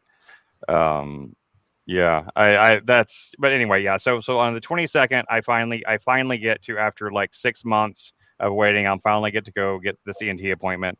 And now I'm actually much more, until I talked to the neurologist the other week, I wasn't really like, I got to the point where I was like, I don't even know if this is even gonna do anything. But after the way she explained it to me, I think I actually have a good chance of them actually figuring out what's going on with me, because like they apparently have a lot of advanced technology that I wasn't even aware of. So I'm excited about that. I'm excited about the possibility of not being dizzy anymore. That would be a big life changer for me in general. And just like what is today? What's the date today? 5th, right? 5th. So 5 days from now, I have my disability hearing with the judge, and my lawyer insists that I have an 80% chance of getting it, even though like I don't know where she's getting that number from, but so wait, I mean at the same time, they don't get paid unless I get paid, so I guess they have no reason to not be positive about it. So Well, I remember when I first got hurt, I was getting close to being off work for 6 months, and they told me I had to apply for disability. So I've known numerous cases. I know how disability works. So I submitted everything, and when it came back approved, I knew I was screwed. No questions, nothing. I knew that I was screwed physically. And it was Oh, you know what I mean? yeah, For it to go through like that without any hiccups, yeah. that told me there's something in those reports that I don't know yet. It's kind of like that joke. That's kind of like that joke about like the only thing worse than going to Vegas and losing all your money is going to Vegas and waking up in like in a strange place with like $50,000 extra dollars. Like, because Yeah. like what did you do last night, right? And so it's kind of one of those things. It's like, oh man, this can't be good. It seems like a good thing, but this can't be good because like there's something bad must have there must be something bad in place, and yeah. Yep. Yeah, that is. I applied 2 years ago. It's been 2 years since I applied, and this is how long it's taken to get. And that's not even that long for some. I've heard people like waiting 5 years. So, Yeah. even with legitimate conditions, my wife's got her hearing on the 1st of March too. Hers is going to go through, but I still have my doubts about mine. But I'm also hoping that regardless of if it goes through or not, that I will immediately be able to get rid of it. I will immediately be able to like to change and get off disability because I will build a I don't know if it'll really matter, but because I still don't know how I'm going to leave my wife here by herself. But still, but I would like to go back to work in some fashion, but so we'll see what happens. I am excited about the possibility of not having vertigo more than I am of being on disability. That's for damn sure. So, Amen to that, brother. I feel you I on that one. I'd much rather be working. Yeah, I've always liked working. I mean, there's jobs I've hated, but I've always liked working. I always liked being responsible. I even Amazon was kind of a shit, but I still liked working there. I was more than happy whenever like I got in that argument with the unemployment person, and she said like, oh, I could have my job back. I was excited. I was like, hell yeah, give me my job back. I'd much rather that than get unemployment. And then like she was just lying to me though. So Oh, she just lied to me in the adjudicator. So it was get out of bullshit. my But coffee, you turd. you got a cat. You got a cat or something. Yeah, you got it. He Yeah, wants to yeah. stick his nose in my coffee all the. And it's What? like your coffee is just gonna burn you, you fucking ass. Like, what are you doing? Like the cats are always trying to get into like food or something that's like hot or something like that. I know that Mm-hmm. like that they're not gonna they don't want it. I do have one cat though that if I leave bread out somewhere where it can be it's in a package fully sealed. If I leave like hot dog buns for example, I actually left a pack of hot dog buns right before we went for the holidays. I left them on my bed and I came back and like he had ripped into the hot dog buns and eaten like half of them. And I was just like, dear God, like what the Damn. fuck? Like what I mean, like we left them food. We left them a ton of food, like in one of those feeder things, like that that like distributes the food over so it's not like they were out of food or anything. He just really wanted the hot dog buns, and I don't know what's wrong with that cat, but Maybe because your scent was on the bag and you were gone. maybe. But why would he be eating the buns if it was just the scent? That's true. The cat. If you can figure out cat, you can figure out a woman. And I haven't figured out either one. I'll say I know my woman, but figuring out women in general, yeah, hell no. I'll never try to. But I can't figure. I don't understand most men either. I would think you would think I would, but like honestly, like What don't you understand about men? I understand men way better than women. I understand men better than women, but there are men that do things that I just do not understand. Like, well, I understand. Like, I mean, I guess I can kind of get in their head from an empathy degree and kind of like see like where they're coming from. But like, I just think that there's a lot of things that men do that I think are just stupid. Like, they just like, why would you do that? Like it makes no rational sense. Well, But like what? oh, I don't know. I'd have to I'd have to really think about that to give you a good answer. I don't want to just like rattle off some bullshit. Well, did you have some in mind when you said that? I have. I mean, I've definitely. It's something I've definitely thought before, but I can't say I have anything specifically in mind. But it's something I've thought about before. Like, I don't get along with a lot of people generally. Okay, and generally I don't understand most people. Let me say that I don't understand most people, female or male. And like, there's a lot of guys and their obsessions with sports, especially sports that they aren't playing.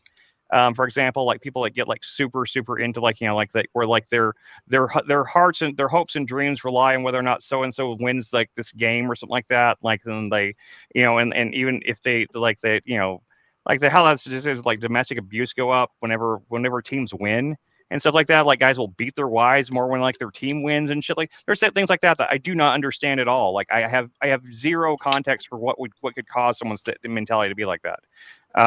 Like guys like the people on our panels, people that we talk to, these guys, yeah, I understand you guys. I'm talking about like these the stereotypical like dude bro kinds that I don't get those kind of guys. I don't get where their motivation for anything they do comes from besides I guess trying to get laid and get rich or whatever. And like I don't understand those as motivations really. I just don't see them as, but that's just because like I'm the weird one though. I'm the weird one, by the way, not them. I'm the weird one. I'm the outsider. I'm the one with the autism and the ADHD and everything, so like that. So I'm the one that's having trouble understanding them. It really has nothing to do with the fact that they're not understandable, I'm sure. So does that makes any sense? Yeah, that you're Yep. that is you, not them. No, yeah, I never was trying to like purport that it was them, not me. It's me, but still. I mean, like I get Jeff, I get you, Chuck, I get most of the people that come on the thing on the panel and stuff like that. Even some of the crazy troll people, like I don't understand. I wish they wouldn't do the things they do, but I do understand the psychology behind why they do them. But I don't understand normies very well. I guess is what I'm trying to say. I don't understand the normie NPC types very well. I don't get them. Well, I know. Talking about those, every time I've seen Snafu and Tommy end up on the same panel together, everyone else might as well drop off. Yeah. Because I thought those, even with one of them on the panel. Yeah, even with one. I've been on TML more than once where like I was having a good time having a good conversation. Then Tommy came on, and I try to wait like 5 minutes to see if like it was going to go the way I assumed it was going to go, and it would, and I'd just be like, hey guys, I'm heading out, bye. well, That happened do you see last what night with Monograph and Tarek. They kept going for like an hour nonstop. Nobody else could talk. They were talking at the same time for an hour to each other. And it was repetitive. It was the same. Oh, it's diatribe. always repetitive. It's always this repeated shit over and over and over again. I just like what? Anyway, yeah. Well, that's like on Jack's show last night. There was other people, different people up there. Conversation was going pretty good, and then MC McNemesis MC Nemesis flew in there and totally destroyed the whole show. Well, he's come on here before. He doesn't. I don't think he's ever destroyed one of our shows. But I mean, I don't agree with him much. But I don't mind him. Like I appreciate opposing viewpoints and stuff. So he busted. He did change the tone though, because Dobez dropped off. He said that he busted through the door and told everybody to shut up so Jack could talk. Oh, right in the middle of a conversation. That's what the other guy was doing the other night when we were on TML stream. Oh yeah, trying to like corral everybody else so that Jack could. You're not letting Jack speak. You're not like Jack. It was just exactly. It was the Jack show. What are you talking about? It was Jack's. Like TML hadn't said a word the whole time I was. Didn't say a whole word the whole time I was on there. I mean, I probably talked more than a lot of other people did. I got more words in edgewise than some people did, but almost nobody get a word in edgewise because he was like sitting there trying to like make sure no one else would talk so Jack could talk. And all anybody was doing was asking Jack clarifying questions. We weren't telling him like, no, Jack, you're a moron. Your ideas will never work. We're saying like, we're just like saying like, hey, so let's talk about this. Let's actually work out what it is you want and what you want to do. Like let's try to let me help you. You know, help me help you figure out how to achieve this world you want to achieve. You know. Let's figure that out. And instead of like answering those questions, we got people like being like, you're not even letting him speak. And then when Jack would speak, he would just like repeat the same platitudes that were just like these high-minded pie in the sky platitudes. They were that basically a point basically amount to like, if everybody just really believes they have a pony, they'll have one, you know. I want a pony. Right. Well, if we all really believed it, we'd all have ponies. So just like, get on that. I don't want one. They shit everywhere. I have no room for it in my house. I like they probably eat the clothes I have in here. I don't want a pony. Kind of like chickens. Chickens are that way. They're like miniature. They're like miniature zombies. Especially considering that you can cut their heads off and they'll still keep running around. That's pretty creepy. Like I think it was that movie. Was it Babel that had like that scene in it where like they actually had the scene of like some kids like taking that chicken and like twisting it until its head came off, then letting it run around. So like that was so disturbing. But that is true. They do that. Though. They do that. Yeah. It wasn't a great movie either, but Babel, I liked it. The what's his name? Brad Pitt. He did 21 Grams and El Perros. Yeah. Yeah, I liked his other movies. I don't know. Babel, for some reason, to me, it fell flat for me. But I haven't seen it since theaters. I saw it in the theaters, and also there, my wife at the time, Lindsay, was she was pregnant and she wasn't feeling too well, so that probably had a lot to do with my opinion of it, to be honest. So, like, to be fair, I don't think I have a perfectly objective. 21 Grams, I'm a huge fan of, as well Oh, as I love Amaris Perros. 21 Grams and Amaris Perros are great films. I'd rewatch one of those in a second. And another movie I just downloaded. I saw it on my torrent tracker. And I downloaded it just yesterday that I had not seen since it came out. It's from the same time period as the 21 Grams is The House of Sand and Fog. Have you ever seen that one? Oh wait, hang on. It's got What was his name? Jennifer Connelly and No, Ben I haven't. Kingsley. Dude, that movie is it's now it's depressing as hell. It is a Shakespearean tragedy of like it is straight up a Shakespearean tragedy. It's like a modern Shakespearean tragedy. Like I don't know the guy that made it. I don't think he really made anything else. That movie is so fucking great. Like it is totally worth watching. Like we should watch that sometime soon. It's really good, man. It's just like this movie. It's about such a simple thing. It's basically like there's like this banking error where like this woman she owns this house, but the bank has sold the house to somebody else, even though she technically still owns it. And so Ben Kingsley and his family, they move in this house, and both parties technically own the house. And like there's this legal dispute type thing going on, and it's just like this escalating like war between them, like where she's trying to get her house back, and like Ben Kingsley and his family, or they're immigrants and they're just trying to live their life, and it just like the things escalate, just like in like this really like it all makes sense. Everything that happens in it makes perfect sense until it reaches its like ultimate crescendo, and it's tragic and beautiful, and it's great movie. I've only seen it like twice, but I would definitely recommend. I could watch it now and be like, oh, actually this movie is bullshit. Will But you stop it? I won't stop it, Chuck. Just kidding. I'm just kidding. Oh, the cat's trying to rip my charging cord out of the phone. God damn those cats! They're all their whole purpose is to undermine our lives and try to be they all think they're gods. So. They're independent, completely independent in their thinking. I think someone told me that cats are the pure expression of id in the universe, and I think that's probably true. Like that they are 100% id. They have nothing else besides it. They that's the only like part of like the human psyche that they contain is just the id.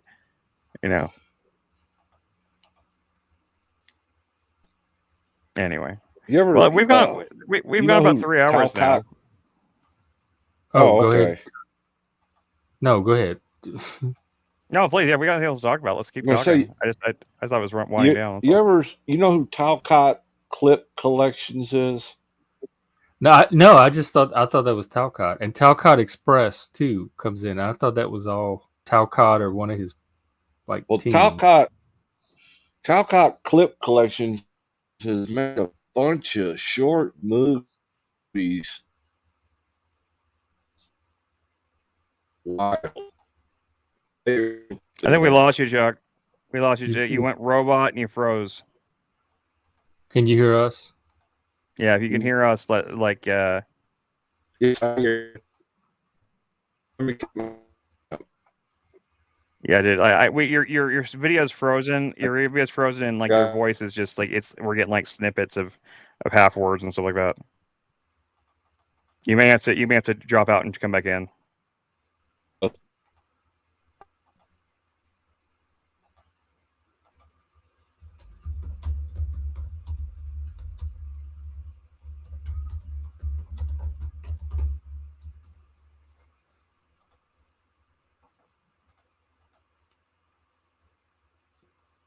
Well, we'll see if he comes back.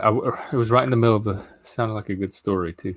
Yeah, dude. I think he's gonna come back. I think he just needs to reset his connection. I would have to assume, but like we'll give it 5-10 minutes or so, see what happens. Anyway, yeah. What are your plans for the night? What day is it? I don't know what day it is right now. It's Friday. It's Friday. God, I know. I mean, I know what the date was, but I didn't know what day it was. Like I didn't know. If I didn't realize what day. I've lost track of the days of the week. There you go, Chuck. There you go. Video's back. No. Yeah, I can hear you fine. Yeah, you're good. Oh, okay. But no, Talcott Clip Collections made a series of short films featuring Talcott in different from different movies. Oh, that's what that is. Yeah, go look at his one called Jackstown. I think it's Jackstown, or is it? Oh, Talcott's on right now. We could all go over there. Oh, okay. We can bail. Let me see who he has on the panel first. Oh, it's his not- introduction, right? He just started, so it's not Oh. panel time yet. Oh, okay. Let's see, Jackstown. I think it was Jackstown. It was one about like Jonestown, except it was Jackstown. Jackstown. I wonder if I can get away with playing it, or if it's because it's movie clips. He don't care. It's not copyrighted. The movie clips aren't, because I got a strike No. the other day. Oh, did But you? if he's No. not getting it, like if Talcott, No, anybody I know that plays them doesn't get struck. Okay. It's long though. It's like almost 10 minutes. Well, that's what I said. They're actual big clips portraying Jack as Hitler or as the Jonestown guy, Jim Jones. Well, Yeah. you gotta admit that once you get to that level, it kind of means you've made it to some degree. Whenever people are making like these, like these like no, so far as I know, nobody's made any like clip collections of us portraying us as Hitler. So I'm a little jealous, to be honest. Oh, that's a good one when he made him Hitler. That is an extremely good one. Not really jealous, but not in that form or fashion. That's the wrong kind of. It doesn't portray Jack in a very positive light. I say bring it on. If you have resistance like that, it means you're doing something right. Yeah, I guess so. If Tommy's trolling your channel or any of it, they're not going to go on the smaller channels. There's a whole little like ecosystem to this that I haven't figured out yet. Is it? Well, good. Hey Jeff, have you figured out yet? Huh? Have you figured out yet? It's the same people going to all these same panels. Yeah, I have. There is like a little streaming. Like core. Little. There's a core. And a lot of them seem to be, if it's not Arthur Bros, they seem to be truthers or flat earthers. But it's the people that, like, I guess in mainstream society, it's hard for them to find their kind, so they find each other on these YouTube channels. Yep. Well, we haven't gained any huge subscriber. We gained one new subscriber today. We have 129 as opposed to 128. So. Oh wow. Yeah. So I'm happy. I'm happy with every new subscriber that comes on. Hey. We're climbing. Hey, we were stuck around 80 subscribers for like a long time till right before the beginning of the year. So. Oh, and tonight is is Speakeasy's Verbal Combat show. So we should go on that. Okay, yeah, definitely. I'm down. That's where you actually get. And Imp Dave is doing karaoke right now. Let me see. The only thing I have to do. It's going to be at 8:30 your time. The only thing I have to do tonight, and I do have to do this tonight. I have to go and do orders once again. But other than that, then I'll be back. I don't have any grocery store shopping or anything to do tonight. It'll be pretty fast, hopefully. I have two orders I have to go get out and to get so I can mail them in the morning. But that should be it. Let's see here.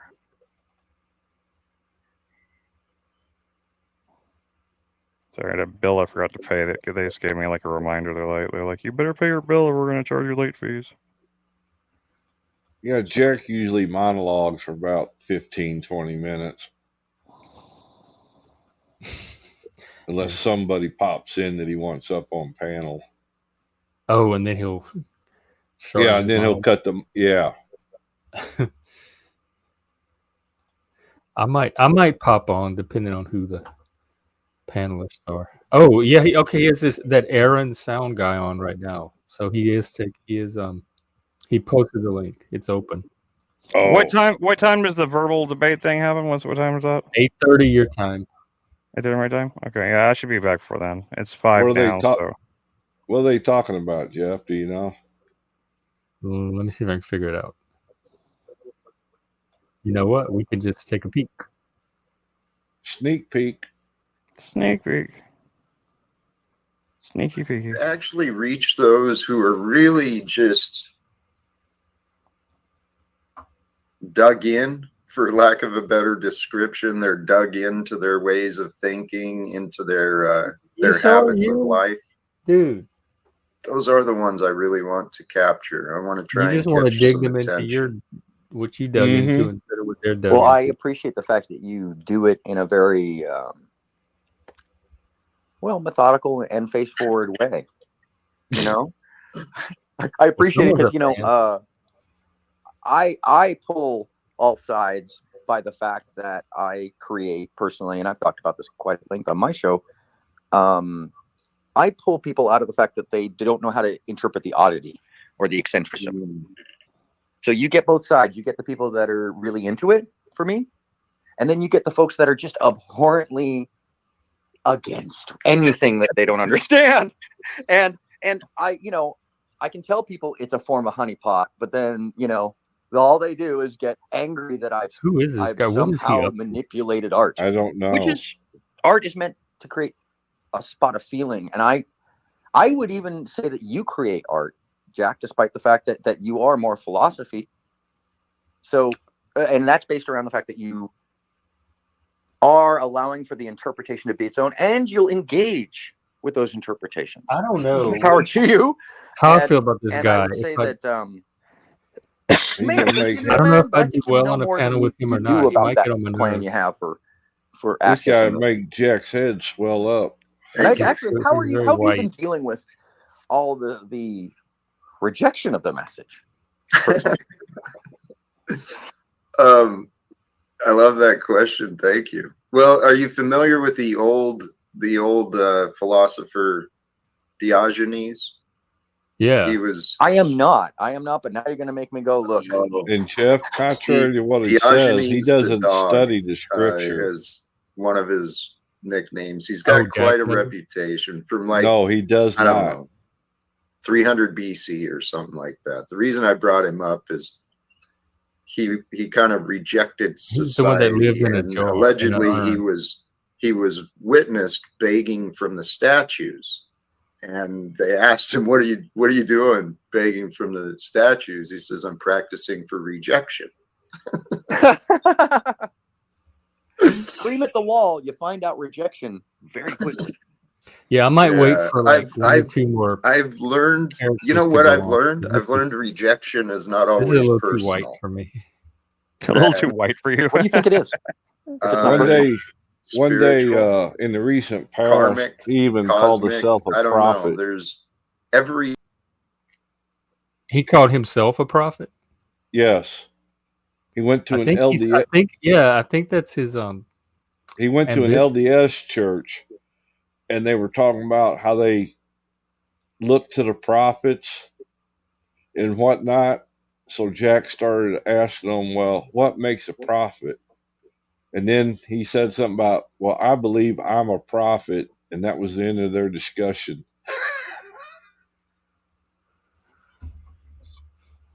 Well, yeah. Well, That's why I give him a hard time. He's kind of out of touch with reality, in my opinion. You think he has delusion? Yes. He has delusions of grandeur. That's why he's hoping to make that Live Without Fear brand a national brand. Because he's spent thousands of dollars on these was it Tim Robbins and all them, Tony Robbins? I had his tapes when I was little too. I bought his motivational tapes. But he spent thousands of dollars on programs like that. If I were him, if I were Jack, if nothing else, I'd at least set up if he's willing to invest that kind of money, I would set up and go to like some places where you can rent out and set up like as a set yourself as like a motivational speaker type, doing a motivational speech type conference type thing, and then sell tickets to it, and like he might actually be able to get him support involved in your live event. Jeff, go to his web page. Oh, I don't think Jack's not really right for that. I mean, I'm doing the thing I'm doing is comedy focused. It's gonna be political satire, and it's gonna be more comedy focused than it's being political. So, it's not. It's gonna be. I don't think Jack's gonna fit into that, unfortunately. Um, He I don't gives a think he. synopsis of what his intentions are He's a on his life lip. coach. Uh-huh. He's kind of doing what I'm doing. I mean, I have a similar website offering the same thing. I don't. I don't. By the I way, don't feel. yeah, I should promote it more here. I never think to promote myself. The link is in the description. I help any men really, but particularly neurodivergent, autistic, ADHD men if you're on the spectrum, and particularly if you know parents of ADHD kids, maybe in high school or just entering college that are going through that transition.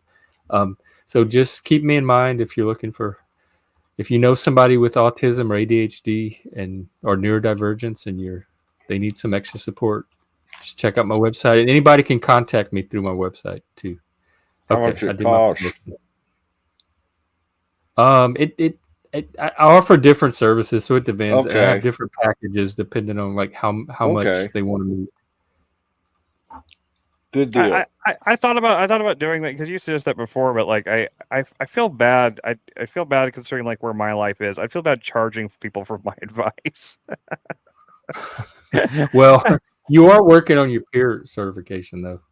Well, I mean, I'm waiting right now to hear back from the financial support part of it because without that I can't get the certification. But yeah, it's fairly expensive if you don't have any. It's like $500 something Yeah, for that's a the initial Texas thing. thing because it's free here in Washington State. I sure wish it was free here. Anyway, I've got any. I mean, I'm checking my email right now. Just after you mentioned that, making sure it didn't like get something to get filtered into spam, but I don't see anything. Oh, I got another scam job offer. Those are always fun. He does public speaking, it looks like.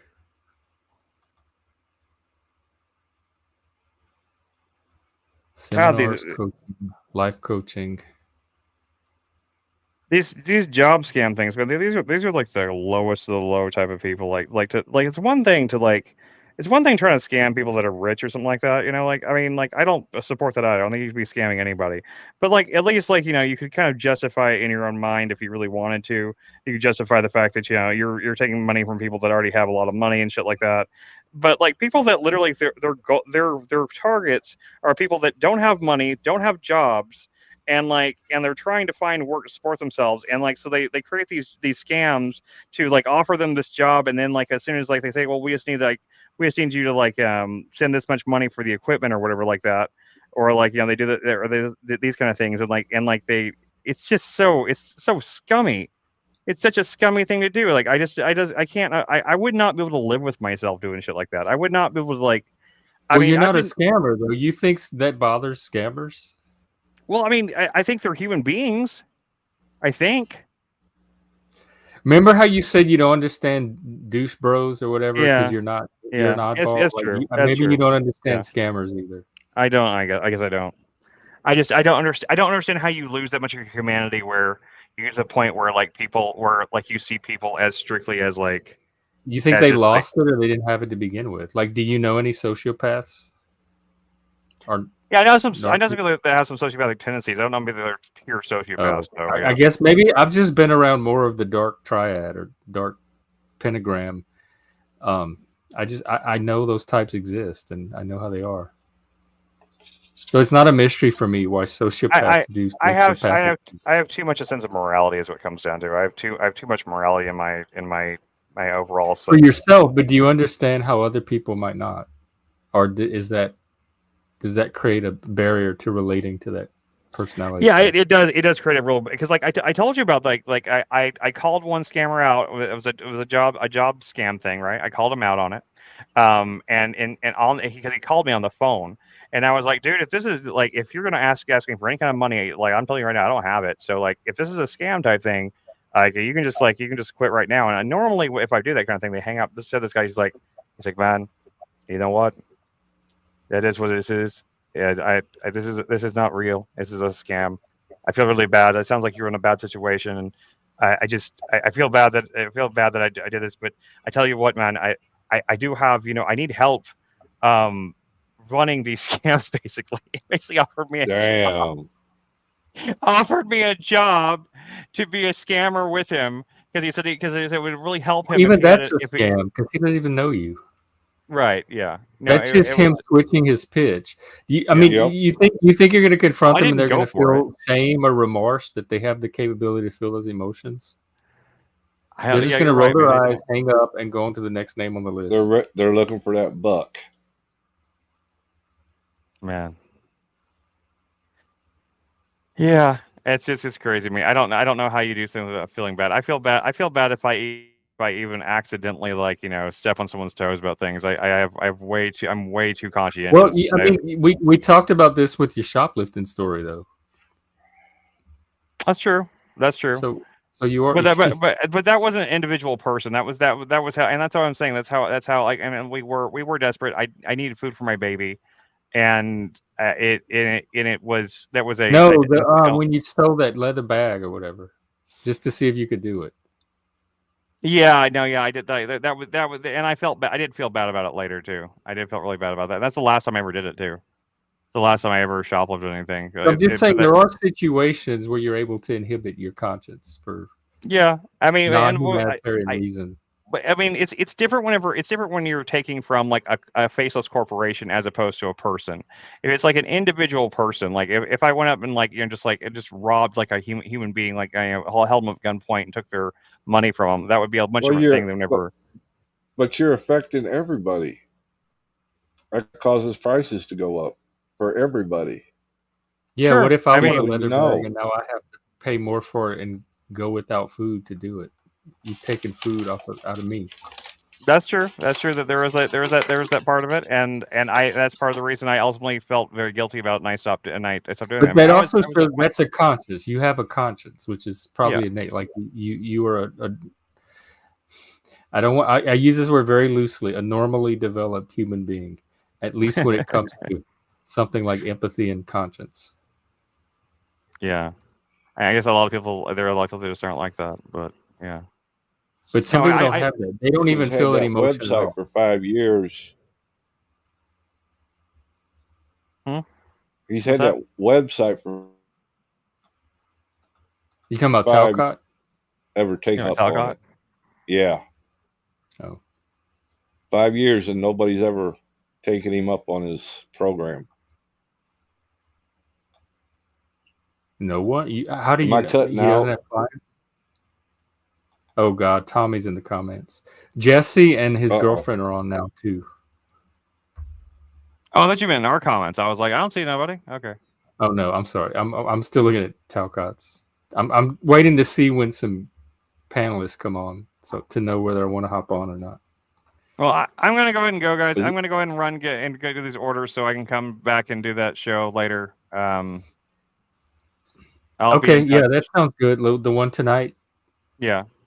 I'll Yeah, 'cause send you the link. if I don't get these orders, if I don't go get it'll get dark and it'll be harder for me to find them. So I gotta go I gotta go dig through clothes and find these 2 orders real fast. And unfortunately, people keep buying stuff from like the very first stuff I put up, which means it's like way back in my storage unit.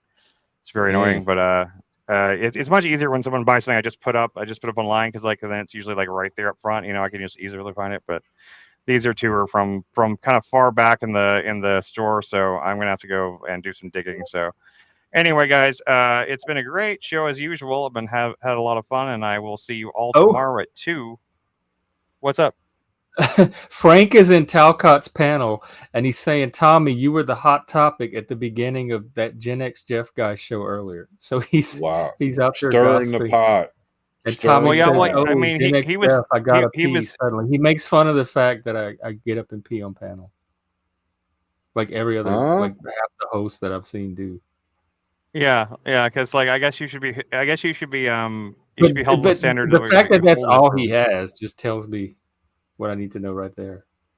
He said I was a cupcake. I said he was a fruitcake. This feels so like junior high schoolish. Mm-hmm. Like, I mean, I didn't say anything negative to this Just Frank guy either. I thanked him for coming on everything. So whatever, that's cool. There ain't no reason to do that. That's just fine. childish behavior. Bring on the heat. I don't care. If they show up, then they will they'll try to do what they try to do, and then they will get kicked, and that's all there is to it. So good night, everybody. I'm going to go take care of my little bit of business I have to do, and then I will be back for later streams or whatever. I'll give you a message whenever I get back from the store. I mean, from the storage unit, so I can so I find out where you're at the time, Jeff, and I'll come join you. Have fun. Take care. Oh, it won't be fun, but yeah, thank you. Thank you for the. All right, Chris. Yeah, later Be on. careful. Later. All right. I guess we'll I might hop over to Talcott's. Okay, later. that's fine. That'll work. Okay, well, good seeing you, and as usual, we'll be here tomorrow, same time. All right, thank you again for having me. Yeah, thank you. Definitely. All righty. We'll talk to you in a little while. All right, take care, Chuck. Mm-hmm. Let me get I forgot what music I played. I think it was this one. Okay. That's it for today. And tonight we're going on Speakeasy's panel. Here, I better put the link in the room. He does it's an open panel and people fight each other, and you can pay to have different people fight. And then after each battle, whoever the audience votes on loses has to leave the panel. So it's kind of like Survivor. It gradually gets narrowed down. And at the end of the night, the audience votes on who the best debater was that night. And then they get the title of champion of the week or something. So Chris and I are going to go hang out on there and fight with some people. So if you want to see that, there's the link in the chat.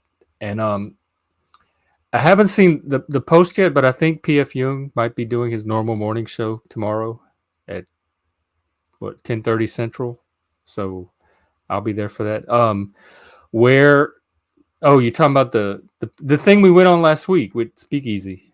I just put the link. So I'm gonna try to do that again tonight, and then we'll be here tomorrow at 2 p.m. Central. Yeah, some kind of death. Yeah, it's a death match.